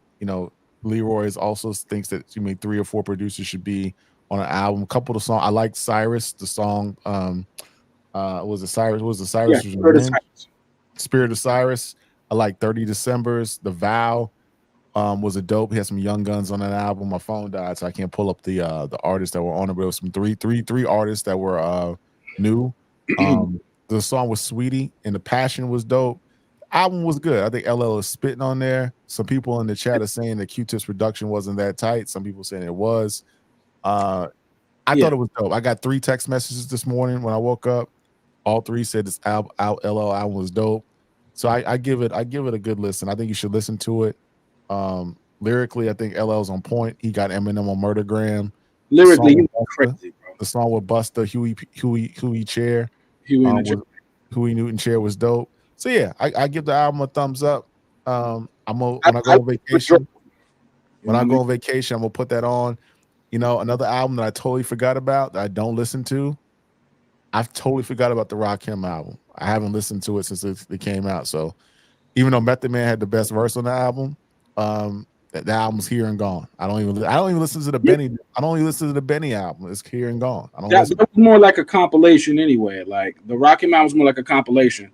But to Mad Max point and Jim Real, I'm picking through albums to pick the songs that I like. So when it comes to LL, I like the majority of the album. Cyrus, Force, Black Codes, Postmodern, Passion, 30 Decembers I really like that. Huey P in the Chair, Praise Him. But I'm picking through the album for the songs that I like. I'm not listening to the entire album every time I spin it. So with Kendrick, it's the same thing. I take his albums and I pick through the songs that I like and I leave the rest, because that's just the era that I'm in now, that I'm not spinning a whole album. You know what I mean? So that, yeah, I'm just not of the vein. I'm not going to say an album's the best ever just because everybody else is saying it. You know, I went back, I was talking to Super Duper about this maybe a few weeks back. I really went back and listened to, I took a day, because people say I'm a Kendrick hater and I'm this and that. I'm really not. I went back and I just sat down, I locked myself in a room and I listened to Good Kid, Mad City. And I just couldn't bring myself to say this is one of the best albums of the last 20 years. It just wasn't. I mean, I don't know what I'm missing. It's not. But look, lyrically, I'm not hearing it. Production wise, I'm not hearing it. And I'll say this again, from a Kendrick Lamar perspective, I like, my favorite Kendrick Lamar albums are Damn and Section 80. I disagree with you, Mad Max. I think Section 80 is my favorite album of his, and then Damn would be a close second. But people saying that Good Kid, Mad City is the best album in the last 20 years, I'm not hearing it. And maybe I'm missing something. Maybe my ears are washed up. I don't know. Kendrick draws a line in the sand. You're either with him or you're not. The first song on the LL album is called Spirit of Cyrus. Sonically and lyrically, it draws a line in the sand. You either gonna be with that song or you're not. That's what Kendrick does with his music. But if the people that knew what he was talking about on Section 80 knew that a storyline or a theme or a narrative was interwoven in there, taking the children of the crack era, which I was a part of, like that, a huge portion of my family was taken out in that era. He's talking to those kids. So we take that information and he weaves his narrative through that narrative. So he talks about growing up a certain way, hearing certain songs, having certain gangster, ethos around his neighborhood. All these things intertwine together. Now, either people are going to be with that or they're not. This is not the kid that's saying I'm actively banging. He's saying I was the good kid around the cats that was actively banging. That reaches for a different group. You know what I mean? We don't have a problem with Kendrick, pretty much being the black. I use black trauma for profit guy, because that's what he is. But that's his life. That's his actual life. But all right. So let's have a different conversation with that then. Because we get on the street cats for overpraising the street stuff. We don't ever have an issue with dudes, just using black pain and trauma over and over to make it seem like they're woke. For all that stuff on Good Kid, Mad City that Kendrick's ever done, I've never seen him denounce the gang banging culture. If he was really woke, he would denounce it. Because Leroy, you denounce it to a degree. You don't go overboard, because I get it. You're from there, so you might not want to do that. But you do talk about the negatives of that. I've never heard Kendrick really, go in depth with the negatives of that. He just, I can't go overboard with it, because there is a younger generation that came in after me, right? This is my son's generation. This is my younger cousin's generation. Now, some of the people in this group, are active. They're active street guys, right? They're in their 20s now. So they're not kids, they're young adults, and they're active. So if I denounce it fully, it's like I'm denouncing them. And I'm close enough to the action. I'm not involved in it, but I'm close enough to the action to where I don't want to denounce them as people, because I feel that would be counterproductive. I just put different options on the table. I say, if you want to go to school, continue your education, that's always an option that's going to be there for you. If there's something I can do that could help you with your music or whatever. Now I'm making it personal, but I'm saying, like, we all have these situations, not just me. I'm saying a lot of us have the same situations I'm describing. So, Mad Max, you said that K-Dot didn't denounce gang culture. I know who did though. Your guy Kanye did. He said, "I know people won't usually rap this, but I got the facts to back this. Just last year, Chicago had over 600 caskets. And Man, Kanye is killing some better than whack." Kendrick. Okay. Kanye is better than Kendrick. So I just wanted to throw that out there. You're not a Kanye guy, but Kanye did announce what was going on. I'm not a Kanye guy, but I'll give you that. Kanye is better than Kendrick. To me, Kendrick is just narratives and very contrived. And I'm tired of the TE and their marketing. I see them trying to market what was her name? Doechii. Beautiful. She's beautiful. Beautiful looking. I don't ever want to hear her rap a day in my life. She cannot rap. All right. It's like, what are you doing? I think I gotta listen to her project again. I did listen to it, but I got caught up in listening to the LL project and the Ransom project and Conway. But I think the kind of denouncing that you're talking about it's gonna come. I do think it's gonna come at some point, but it's just hip hop is working its way to that. Like eventually, because it goes in cycles. When back in the day in the 80s, we had self-destruction, we had Public Enemy, we had very clear statements that we are against this. Then it kind of went far out, and I think it's going to come back around a full circle. So it's going to get to a point where we are going to start denouncing certain things. We're just not there yet, is what I'm saying. No, well, let me address something to the chat. I don't know how you guys like Doechii when she's on songs talking about boom bap cat, boom bap cat. Brr. That's literal trash. I'm sorry. That is not rapping. I heard her rap. She is not good. I'm sorry. She does a lot of like these weird flows. She sounds like a knockoff of Doja Cat and Nicki Minaj. Respectfully. Sister's beautiful. The sister's beautiful. Max, beautiful sister, but no. Like respectfully. Respectfully. Like I'm not trying to be disrespectful. She is not good. Boom bap cat, boom bap cat. Brr. She literally said that. That's not me making that up. That's what she said.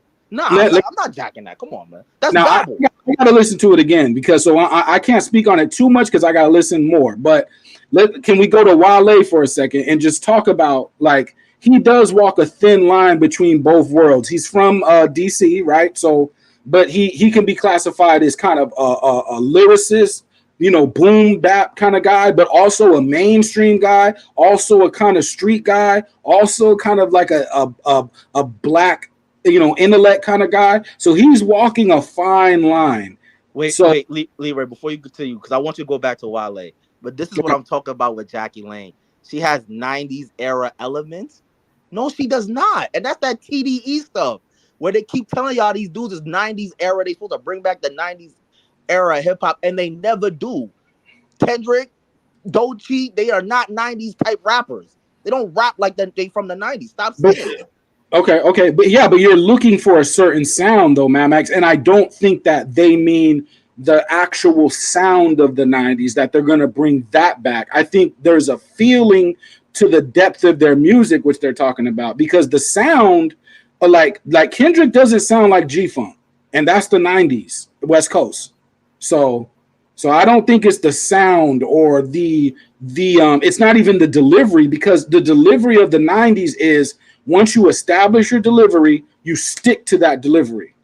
The sound of Kendrick's era is once I establish a delivery, I create a new delivery. Then I create a newer delivery, and I keep creating new deliveries. It's not Leroy, I hear what you're saying, but again, when you listen to Doechii, you listen to Kendrick, you don't hear no 90s from them. I'd rather you say that they're doing something different than you tell me that they're gonna bring back the era of DMX, Nas, Biggie Smalls, Tupac, and them guys. Because when you market them like that, I'm expecting that. And when I'm listening to them, Doechii literally sounds like Doja Cat. Doja Cat does not sound like the 90s. I mean, that sounds like his era. That era's gone. I love the 90s. I'm from the 90s. Folks, that era is gone. It's not coming. I don't like Flo Milli CLF. LL is from that era, and he sounds different. He don't sound like 90s Cool J. He sounds a little bit different. I mean, that era is gone, y'all. Yo, shout out to Glorilla, shout out to Lotto. You know what I'm saying? Shout out to Lotto again. Shout out to Glorilla. Yeah, He said, "Shout out to Lotto again." No doubt, no doubt. I mean, Lotto's better than Doechii. I'll tell you that. the females, you know, Doechii looks better though. Doechii's better than Lotto though. I got to give the females room to grow because, you know, I think that there's something there. Now, do I know what it is, what everybody's appeal is? No, I'm a Rhapsody kind of, you know, I listen to Rhapsody. The other females, I got to check them out, but I think that they should get their spotlight just like we give it to the fellas. But it's going to be harder for a female to appeal to me when I'm used to hearing, you know, men, you know what I'm saying? So I just got to just keep checking them out until, you know, I get a vibe from one of them that I mess with. Jackie Lane, I just want to say this because you're talking about Glorilla and Lotto. I don't even like Lotto, but I will say this: I've heard Doechii's raps. She talks about the same substance as Lotto and the rest of them. So like at least when you talk about Rhapsody, she has different content. I don't even know why you guys are talking about I'm bigging up Glorilla and Lotto, but I don't like Doechii. Doechii's rapping about the same thing. She's talking about dudes and what she gets from them and what they do to her. Like, it's the same stuff. So miss me with that. But Leroy, carry on with your Wale take. I'm sorry for interrupting you. No, you're good. I mean, I think the females are finding themselves. Remy Ma still out here. She's on the new Fat Joe song. I think that's a good pairing. You know, I'm from that era of Fat Joe, so I rock with Fat Joe. But Wale, just for what people are expecting, and I'm gonna be brief because he makes radio hits. This is a hit guy, but I don't want it to be forgotten that Wale is also a lyricist. You know, when he came in the game, he had the appeal of a mainstream artist, yes. He had the songs for the ladies, for the mainstream, yes. But this guy is a lyrical guy. This is an MC. And I hope that on this go around, not only does he deliver the hits, the dance stuff, the girl stuff, but he just makes a solid portion of his next offering for us to remember that he's an MC. Like, this is a bar guy. So that's all I wanted to say on the Wale piece. He got 2 new songs.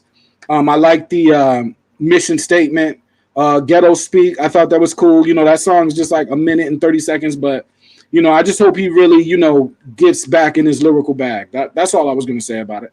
Yeah, Wale is in that tier. He never really popped off the way we thought he was going to pop off. I think Wale was dope back for his time. Him being from DC, he was signed with MMG for a little bit, affiliated with Ross. He just never really popped off like that. He's kind of like in that. I think Big Sean has moved ahead of him, but he was in that Big Sean, Joey Badass, ASAP Rocky kind of lane. Right. You know, ASAP I thought was going to be a much bigger star than what he is. Maybe even can say he's in that. I mean, he's just in that lane. You know, the Joey Badass. He never broke through. We need to do an episode where we have the tiers, where we put like different rappers on certain tiers. He just never broke through. Wale never had the marketing. I don't know what you mean he didn't break through though. Like Wale is a radio guy. Like Wale has several songs that get played on radio. That is a breakthrough. Yeah, Wale ain't gonna sell out. He's not gonna sell out Madison Square Garden, or he's not gonna sell out State Farm Arena or nothing like that. It's just, he's not. No, but I think if he wanted to push in that direction, he already got hits in the bag now. He came out, the first song had Lady Gaga on it. I was around that era in the Universal building when Lady Gaga came through. The attention went from Clips to 50 Cent, and the attention was really on 50 Cent. Shout out to them, Shaw Money, Lloyd Banks. But then when Lady Gaga came in the building, that was a different energy. His first single was with Lady Gaga, and he's held that lane. This is what it is. You know, you see the festival lineups now, like they got Rolling Loud, Coachella. What else? What's another festival? The Roots Picnic. When they put the flyer out, it'd be the big names. Yeah, and the names get smaller. Wale is gonna be in the smaller name category. You know what I'm saying? He ain't like that. He ain't gonna be the big name on the flyer. And maybe this time, he's gonna have to play the game because he's I'm just saying that's just how it is. You know what I'm saying? The festival. Y'all seen the joints, the festivals, right? You got the big names, as you go down the flyer, the names get gradually smaller. Wale gonna be in the middle, his name gonna be small. But that list is a hard list to make, though. Even that list on the festivals list like that. But if when Wale comes outside, people know his music. Like they know that Flower Bomb. They know these songs. When he did these songs, I gotta admit, I kind of stopped listening because I was used to a different kind of Wale. I was used to mixtape Wale. So I was listening for bars. When he started going into the radio stuff, I went elsewhere. But the radio stuff, it worked for him. It worked for him, bro. I don't know you. So when you say it didn't work or it didn't quite cross, no, it worked. It worked for him. He has a career. He has a career in this game called hip hop. But I'm just saying he's on that tier where it's just not right under the mainstream. The world's not stopping. My phone ain't blowing up saying, "Yo, you check out the Wale." My phone only blows up for a certain amount of people. He's not on that list. When your first song is with Lady Gaga, it's like the B.O.B. thing. When he blew up on that Bruno Mars song, we don't care. You went pop before you ever really established yourself as hip hop, so we don't care. You're cheesy to us from now on. Lady Gaga got a movie coming out. She's gonna be in the new Joker movie coming out in October. Which I hope she don't mess up because we're not doing that. I like the first Joker movie, but when I first heard of Wale, he had both. He had both the mainstream. And he had the bar heads. If we go back and listen to Back to the Future mixtape, or the All About Nothing or whatever, like he had the underground heads was like, yo, I mess with Wale. So I get it. When people cross over, they lose us. I get it.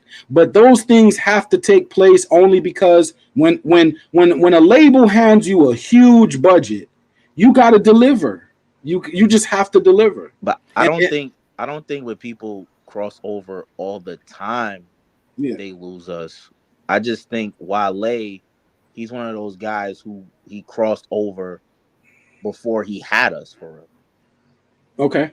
You got to strike. You got to strike when it's like you're not gonna get hot years later. You gotta hit. When you're out there and you got the opportunity to become hot. If you're not part of that machine, they're only going to anoint a few ones, because Lupe is in that one of those tiers. Like he was stuck between time. Like Kendrick kind of got some of Lupe's wave, and kind of carried into the mainstream because he was part of Interscope apparatus.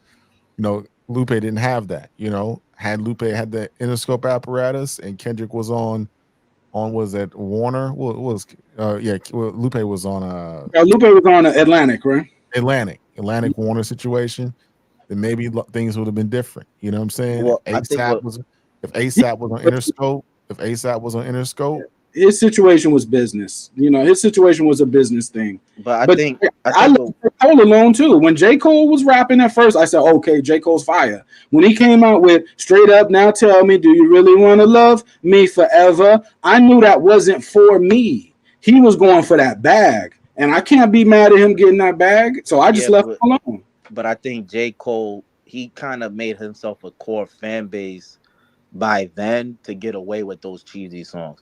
Wale, if you remember, he had some joints out, but they never really. I don't think he had a strong enough core before he made that song with That's fair. Lady Gaga. That's fair. And then he kind of fell off. Rick Ross and Meek Mill had to bring him into MMG, and then he had a revival almost. So he almost was done after the Lady Gaga joint.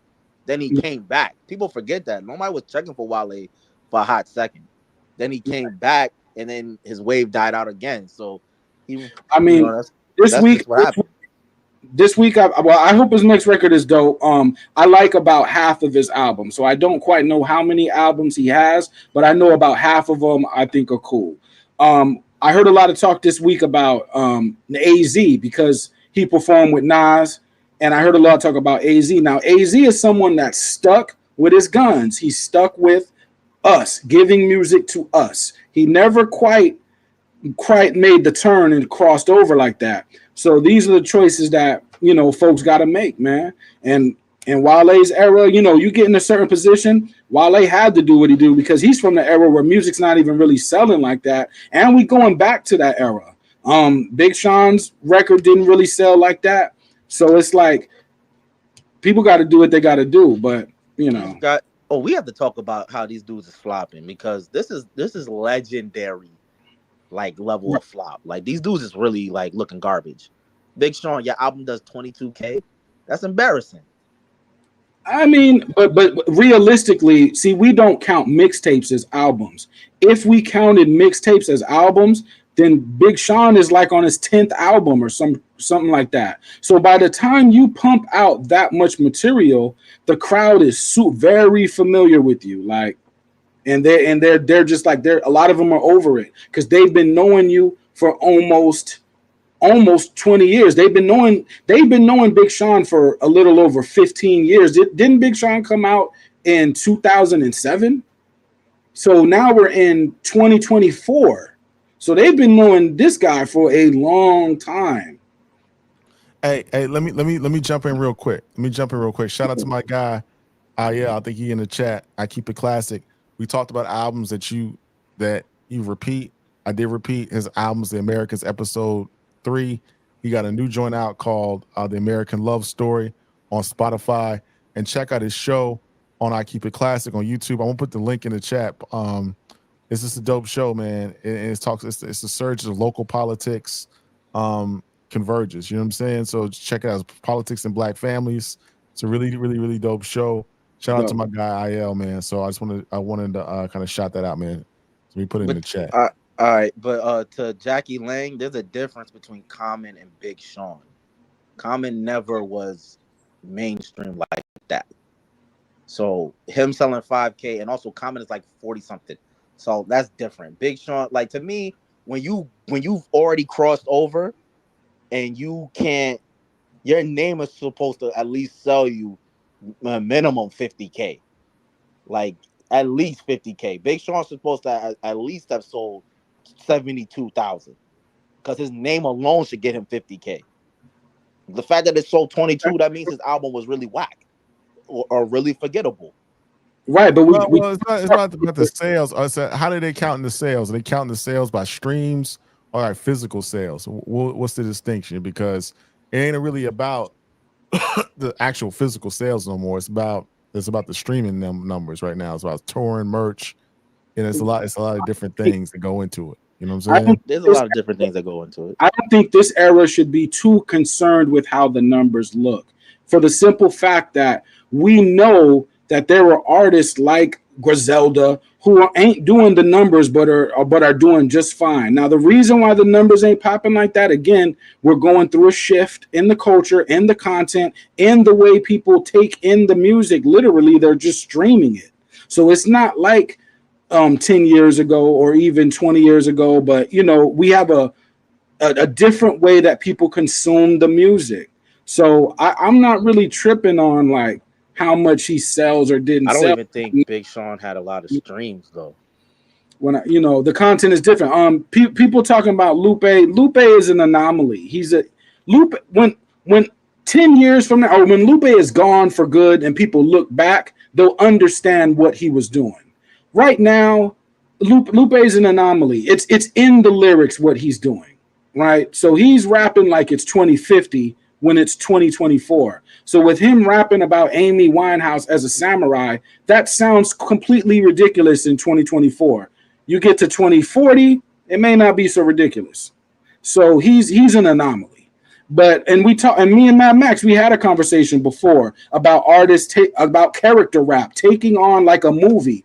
Make a movie with you playing a character, but then it's an album and play the character out over the course of an album. That's a lane. So, but I wouldn't be too concerned with the numbers like that, because I know the business is going to be concerned, but the culture knows that people are streaming, people are listening to music on YouTube, people are listening, so they're not consuming the music the same way.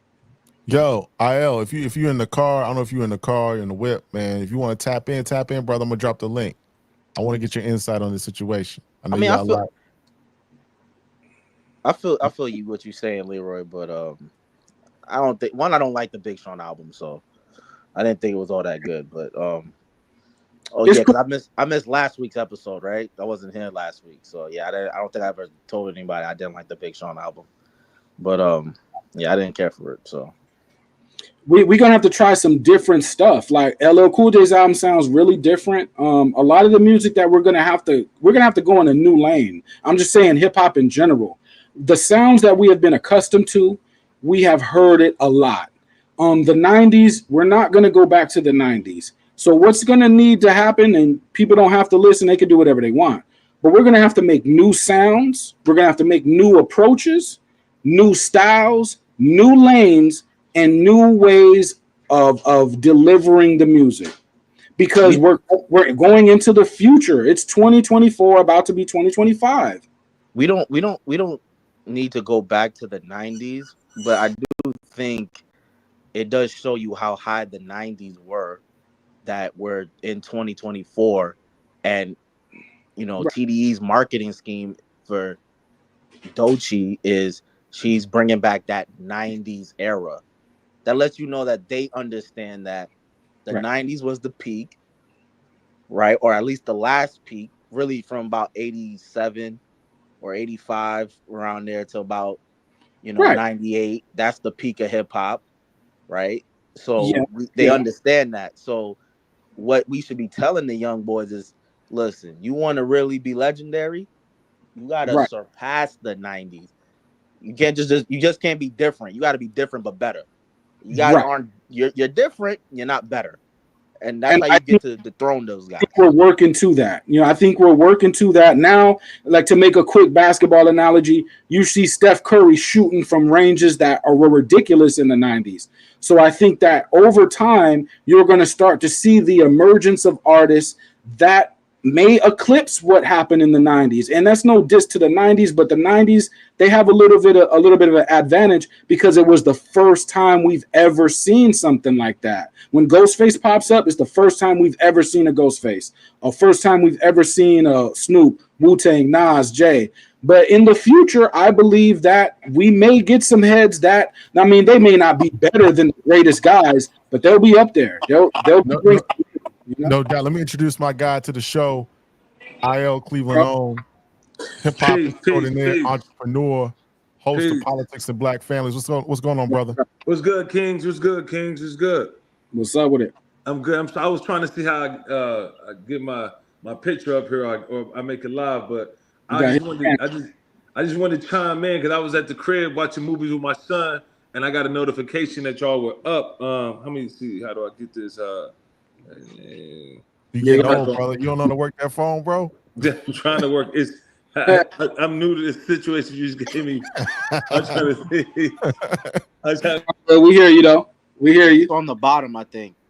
The camera switch is on the bottom. Yeah. He'll be back in a second. Well, that's my dude, IL, man. He's actually, go check out his album on Spotify. IL Cleveland own The Americans, episode 3. Also, he got the American, what's the new joint called? An American Love Story. Dope artist, real conscious. Also, go to his YouTube page. I Keep It Classic on YouTube. Politics and Black Families.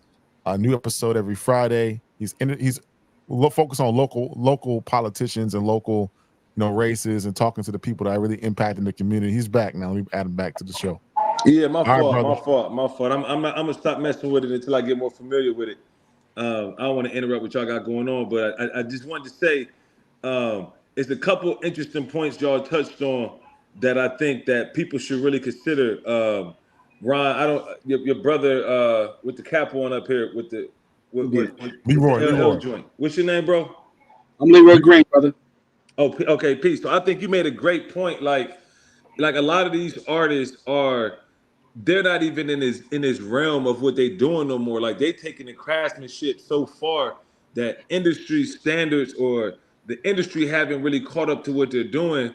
Mm-hmm. And you kind of got to put them in their own place, because when you consider a person like Lupe Fiasco, which our generation or hip hop connoisseurs really love. Like, we've never compared Lupe to nobody.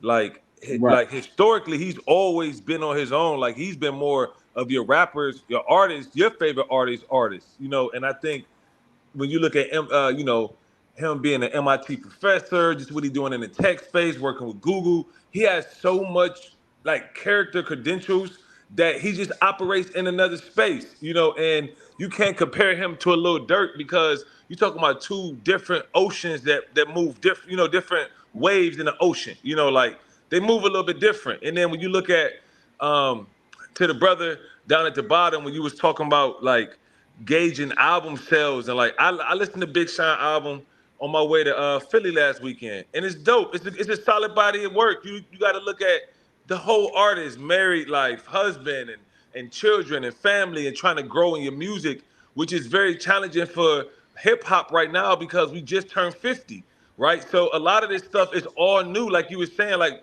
we coming up with the sounds right now because most people said we would never make it 50 years. So now that we're here, you get the Nas now, you get the LL coming back because now you have a demographic, mainly a male demographic that love the sport of hip hop. You know, like stuff that like what y'all doing now, the platform y'all hosting, where it's like, we can host it because we can have these conversations because we old enough to remember Nas' first album. We old enough to remember Tribe's first album. We followed the careers of these guys, so the metrics that they use current day is just isn't favorable to artists because they favorable to labels. It's a business, you know, like labels control 70% of everything. It's really only 10 artists who get all of the streams on Spotify. You know, even if Big Sean came out, it don't really matter because if Spotify or the playlist folks not behind you, or you're not like really feeding the ecosystem, they just won't give you that visibility. You know, so I think, you know, when you look at podcasting, when you look at brand partnerships, when you look at touring, when you look at movies, when you look at so many other revenue channels, we have to come up with a whole new way, like that, as far as metrics to say what's successful. You're right. Yeah, we got to come up with a whole new way because we're thinking of an old model, and it's not nobody's fault because that's just what we have as a reference.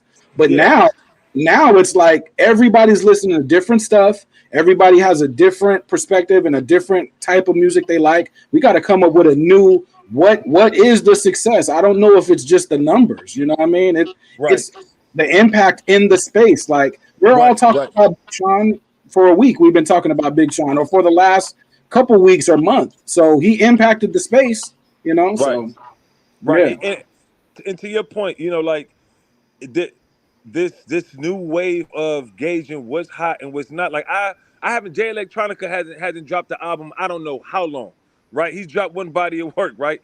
And you know, some will argue that he was, you know, a little bit overhyped and things like that. But if he was to do a show right now, you know, I'm not saying it's gonna be packed out with 50,000 people, but you're gonna get your consistent 7,000 folks in there to support you worldwide because we just like what we like. You know, when we play our music in the car, you know, I might play a Courtney hip hop playlist for the whole week if I wanted to. You know, like we can be so selective now about what we listen to that, you know, it's just again, you know, it's just a different different arena, and with artists that, you know, that we really grow to love, and even these new artists, like it's something like Ice Spice. Ice Spice was sitting next to Taylor Swift, bro, at the Super Bowl. She's made it. She's successful, bro. You sit next to the biggest artist in the world and you sold 15,000 records. To her generation, she is successful. Like what she's pushing and what she promotes in that culture, you did come under Cardi's and Nicki Minaj and Megan, and out of nowhere, you made a lane for yourself. So like, you know, you got to stream shit 200 million times. That's a fact. To be successful, those metrics are too high for a new artist. Like, the scale don't even work that way. It takes time to get that brand recognition. Right. And we're still we're comparing people to like Nas. So you're taking the highest person at the highest level to try to compare a newer artist to. That don't make sense. Yeah, exactly. It's a different world. It's a different world. Like back Exactly. in the day, the only time you caught Nas on TV is when they decided to put Nas on TV and you happened to catch it. Now people just type in his name on YouTube and they can watch Nas anytime they want. It's a totally different era. Yeah, You know yeah, what I mean? I agree. Y'all made a good point about Griselda, and I won't hold y'all, but Yeah, even with Griselda, like that is a certain type of luxury art rap and something yeah. No, I get what he's saying. some of it before, but some of it is being a little bit, they're going into some foreign spaces because you're making underground hip hop a luxury product, which means you only need 25,000 listeners. It don't matter because it's luxury because they have a cult following and they got people that support everything: the shirts, the shows, the obnoxious jewelry. Like these this business is such a in a fragmented space that I'm hopeful. I'm overly hopeful because I think hip hop has not only staying power, but it's actually showing other genres how you grow. And so it's important we support like LL album. I listened to it yesterday after I seen his Breakfast Club interview, and I said, "Bro, I grew up on Hey Lover. Like I only had two tapes. My family was super duper religious. They only let me have two tapes. One was David Hasselhoff from Baywatch, right? Right. And word to my mother was David Hasselhoff, and the other one my aunt brought me was Hey Lover, right? So LL, the whole thing he represented was to my family was safe rap, clean rap. It wasn't, it wasn't vulgar. So to see him almost 30 years later, still almost 60 years old, like he said, I love the art. Like I'm an MC, I love it. So we should support it. It got production by Q-Tip. Like, come on, like you got to support it even if you don't want to support it. He's the forefather or grandfather of this culture. So it's like, Yep. I think they deserve, OGs deserve a second look, and what we say is whack for somebody who rapping at 60 ain't really whack. Like you almost 60 years old and you still rhyming and you still look good. Like Man, LL right now, I don't think LL would rap a lot of MCs under the table right now. And agree. this man is in his mid 50s, you know what I mean? And like he's a problem, man, as far as rapping goes. Yeah, Yo, agree. yo, Io, let me ask you something, man. Tell people about your new album. Your new album that just came out a couple weeks ago, American Love Story. Tell people what the theme was behind it, what your thought process was when you made it. What's it all about? Where they can check it. Tell people about it real quick. No doubt, no doubt. Thank you for let me do this.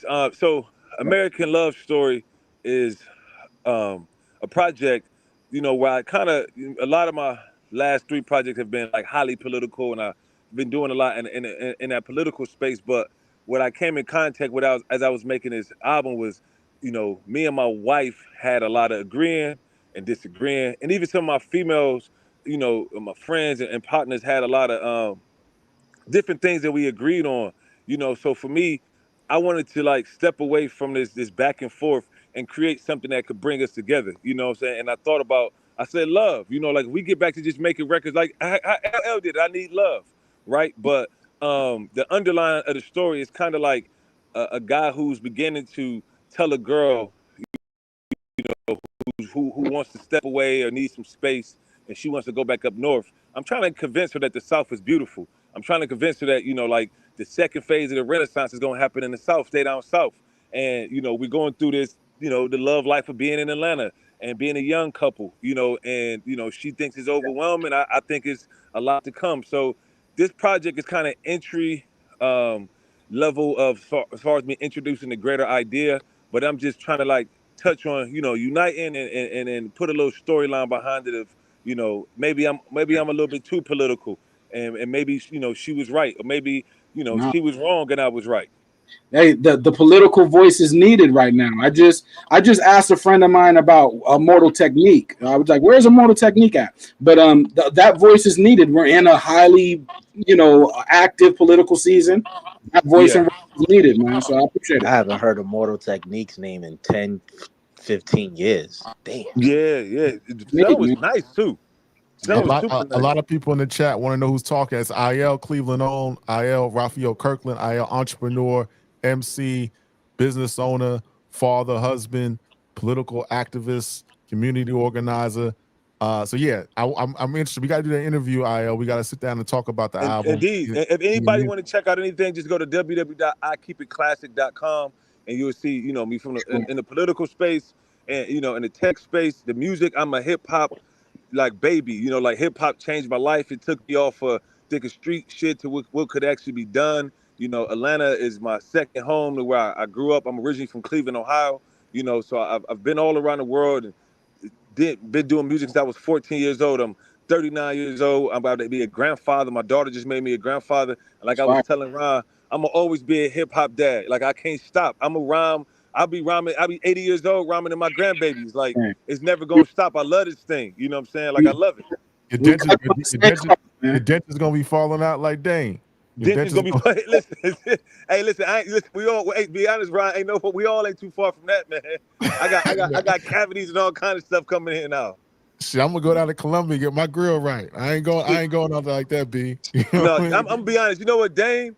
I was talking to my wife about Dame, and I said the thing about Dame that I feel rubs me the wrong way is that the bitterness is so much on you that you have done so much for the culture, and we watching our heroes become like something that we don't even admire anymore, and it's hard to watch because like 50, he's in the second pace. Yeah, like he got a second win. Like you don't just stand in front of 50 right now. Like you'd be a fool to do that. Like 50 got wind. You know what I'm saying? And sometimes we got to pass the baton and just realize that on the get back, my story gonna be written, and I feel like he's doing a lot of bitter behavior. I think we all have our own ideas of Jay-Z. Jay-Z he's still, my number 1 and 2 as far as all time. But as far as, pouring back in the community and what he's supposed to give young brothers at this age, I don't think Jay-Z do that. I think Jay-Z's voice is too big, his platform, what he means to especially our generation. So I understand Dame's stance on it, but I also see like a lot of bitterness, and I feel like when that shit happened, it was almost like a spiritual thing. Like, man, you just talking too much. Right. The universe worked out. Universe worked itself out. Yo, IL, let me ask you something real quick. We talked about the music, you know what I'm saying, you being a dope MC and an artistic expression with the album. But talk about politics and Black families, your show, how you thought about the show, how you approached it, really focusing on local state politics. And tell us about that and where people can check that out. So just tell us about your thought process with trying to show and what you got going on with that joint. Okay. Well, politics and Black families kind of came around where we was, working with a lot of local officials, and I was doing a lot of events, and a lot of people would come and, hey, I would like to speak at your event, so I would let them do it. And I didn't understand too much of what they were saying when they even got on stage. But as, I got older and I just started paying more attention to things that was already in my music and we were already talking about, and realizing like how state politics and local, city, county politics were set up, I wanted to be able to bring people together in a way that was nonpartisan, have serious conversations with Black families, sit down, play soul music, eat soul food, sit back in a comfortable space, go back to Patrick Recording where I started at, and just hold these conversations. And as soon as I kind of introduced the idea, like my first guest was Misha Maynard, who was a Black Republican who's responsible for the school choice bill in Georgia, Natalie Hall, just tons of people from the State House, from, the first Black mayor of Jonesboro, folks running for sheriff office right now. The whole role of everybody that's running for city council is on the show. I just shot Thursday with everybody.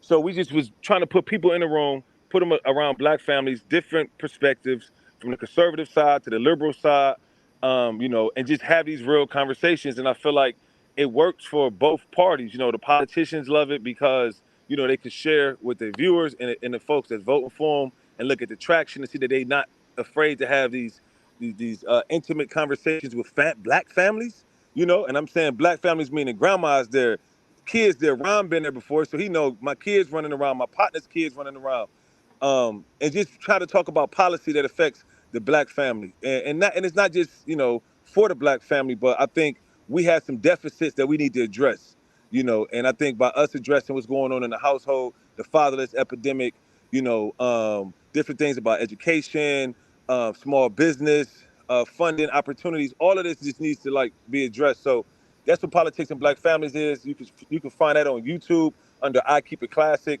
We probably on like our 40th, 41st episode.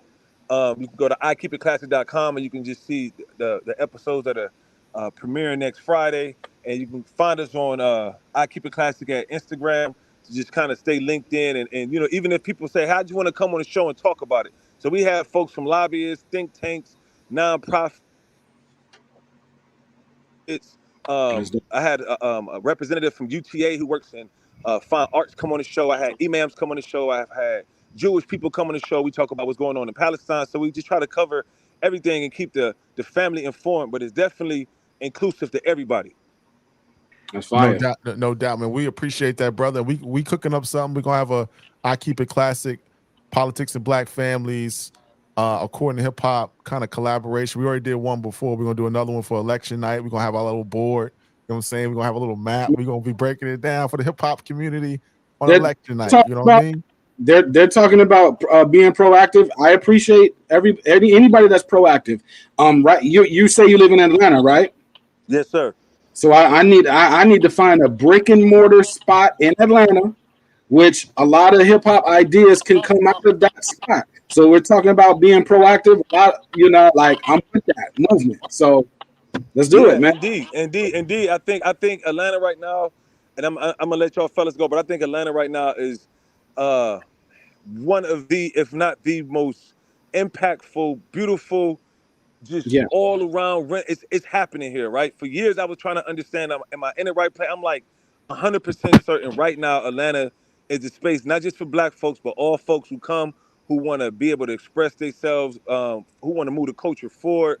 The support here has just been it's just been tremendous, man. So like, even things like this which y'all are doing, and how I met Ron. I mean, I met Ron maybe 20 years ago, you know what I'm saying, when they was pushing the According to Hip Hop app, and we was doing stuff then. So I want to salute y'all brothers and thank y'all for having this platform, and where folks like us can come on and be enthusiasts of something that we love so much, so dear. And y'all just got great conversation. I was just in the chat. I was just enjoying what y'all was saying.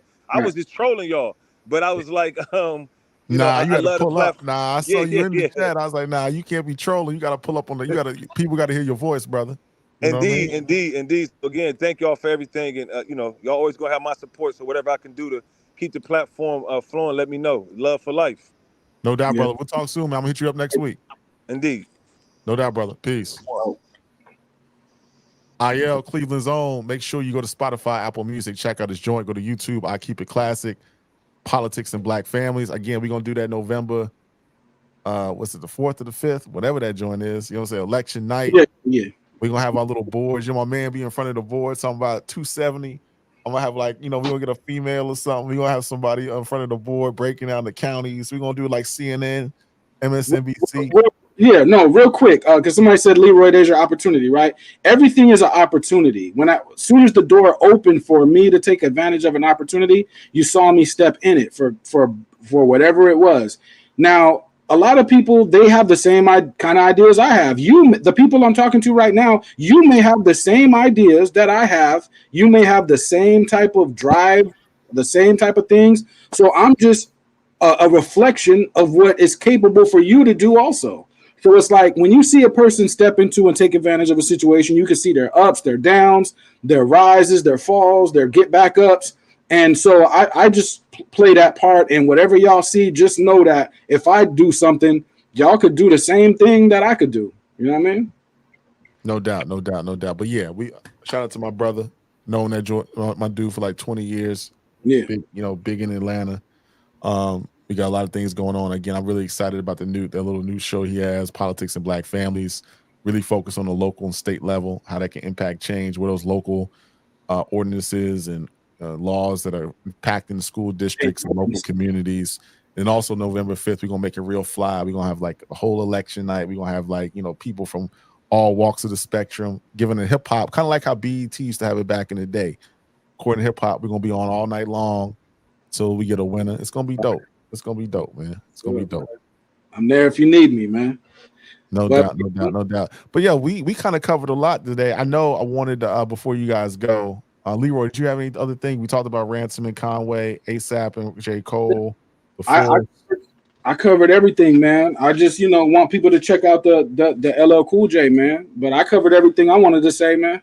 So I'm good. Well, we did a show. Well, I did a show that no one watched the other day because I try to do something different. When I try to do something different, people don't watch. Try to bring up the NFL football season. We got some kind of sponsors that are coming along that are in the sports realm. I kind of want to give some sports context out. Nobody watched the show, so I want to bring up this real quick. Tomorrow we got some games, and we got some games. We got some games tomorrow. Week 1 NFL has already started.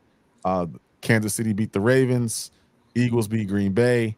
If you want to win some money, you guys, this is not advice, but if you guys want to win some money, listen to your boy Ron. He's going to steer you in the right direction. Got Miami over the Jaguars, Bengals over the Patriots, Texans over the Colts. I'm going to go Vikings over the Giants.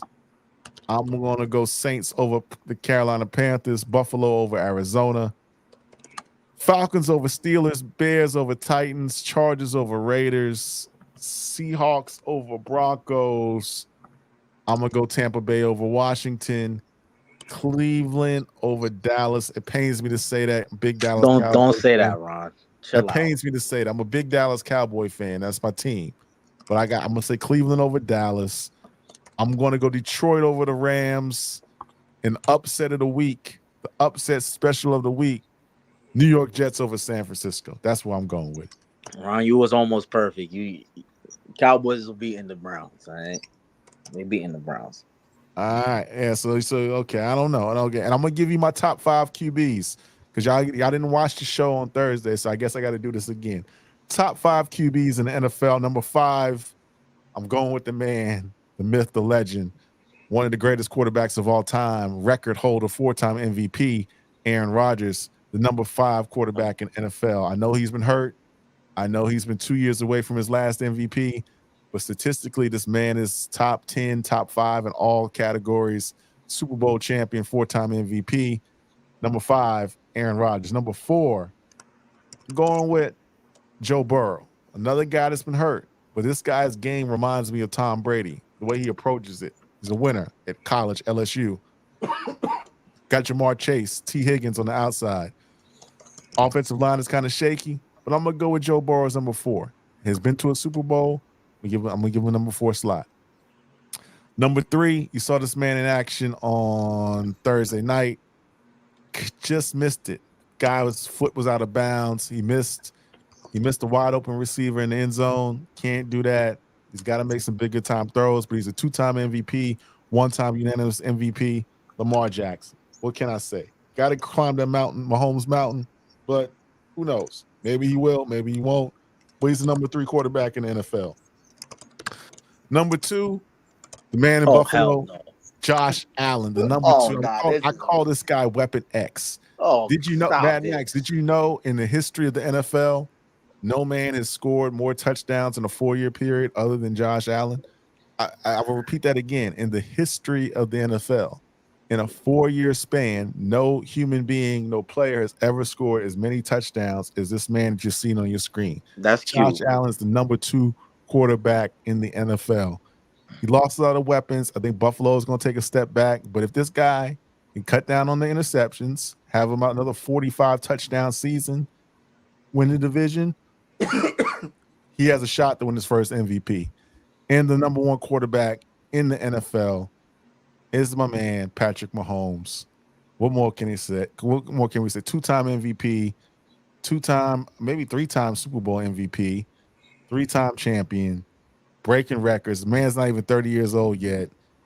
I mean, it is what it is, man. He's on the quest to win a 3-peat. So those are my top 5 QBs: Aaron Rodgers, Joe Burrow, Lamar Jackson, Josh Allen, and Patrick Mahomes. You got 4 of the names right, Ron. You got 4 of the names right. 4 of the names right? What you mean? I mean, the whole order is messed up. Mahomes is 1. I'll give you that. Joe Burrow is 2. I do not care. He walked into Josh Allen, Weapon X's crib, and smoked his boots, then told all the fans that pre-order tickets, yeah, go refund them because they're not going to no Super Bowl. I am. That's what he told them. All right. My boy over there looking like, Slim Shady over there right now. Yeah, that's the second best QB in the NFL. 3, I'll give you Lamar. Lamar, my issue with Lamar is that he does miss big time throws and see key moments. So I'll put Lamar 3.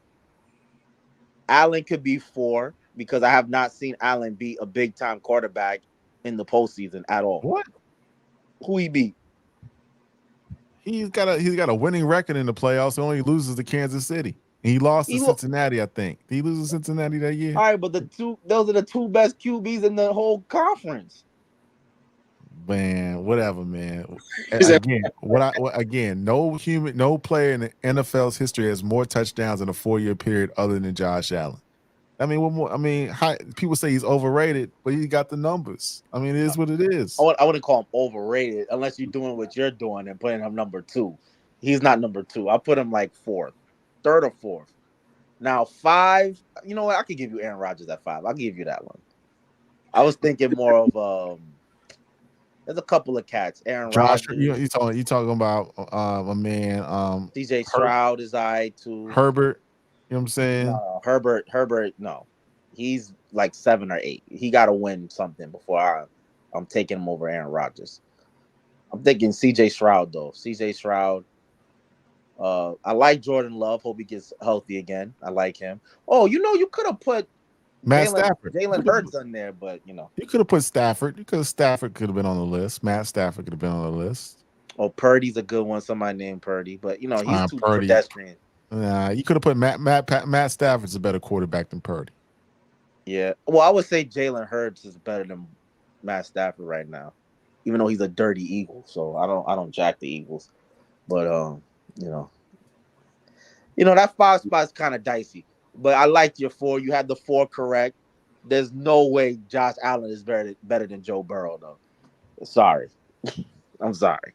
Well, you let me know when Joe Burrow has the more touchdowns in a 4-year period than Josh Allen. You let me know when Josh Allen actually beats Joe Burrow. All right. They play this year? Let me see. He ain't going to beat him this year because his team got decimated. He lost Stephon Diggs. He lost Gabe Davis. So it's not going to be the same. So I don't know. Listen, man, when Joe Burrow is in Kansas City, because Kansas City probably going to have home field, you watch them refs and how they cheat Joe Burrow out of it. I mean, they cheated Baltimore in the first game. No disrespect. All them calls was ridiculous. I want the NFL and the NBA to understand. People have we see this now. We see you calling false starts on the Baltimore Ravens, but you're not calling false starts or illegal formations on the Kansas City Chiefs. We see this. There's YouTube clips. There's TikTok clips. We're seeing this now. Maybe you want to mask it, your script better because it's getting nasty. Ain't no way in hell that those type of calls should be made no more. You gotta stop, man. I like Patrick Mahomes, but please, he ain't that nice. Yeah. All that. But fellas, I'm hungry. I gotta run. Appreciate it all. Everybody check out the LL Cool J, but I gotta run. We good? No doubt, man. We appreciate you, man. We're going to tap out. I'm going to sign us off, man, but we appreciate you, man. But this has been the Weekend Rhyme. Make sure you check us out on Mondays, Mic Check. Wednesdays, got something cooking up. Check out my man IL, Cleveland Zone.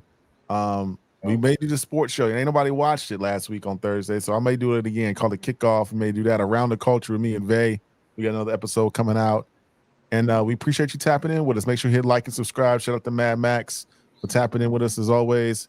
And watch those football games tomorrow, guys. Peace. Yes, sir. Peace, y'all. According to hip hop.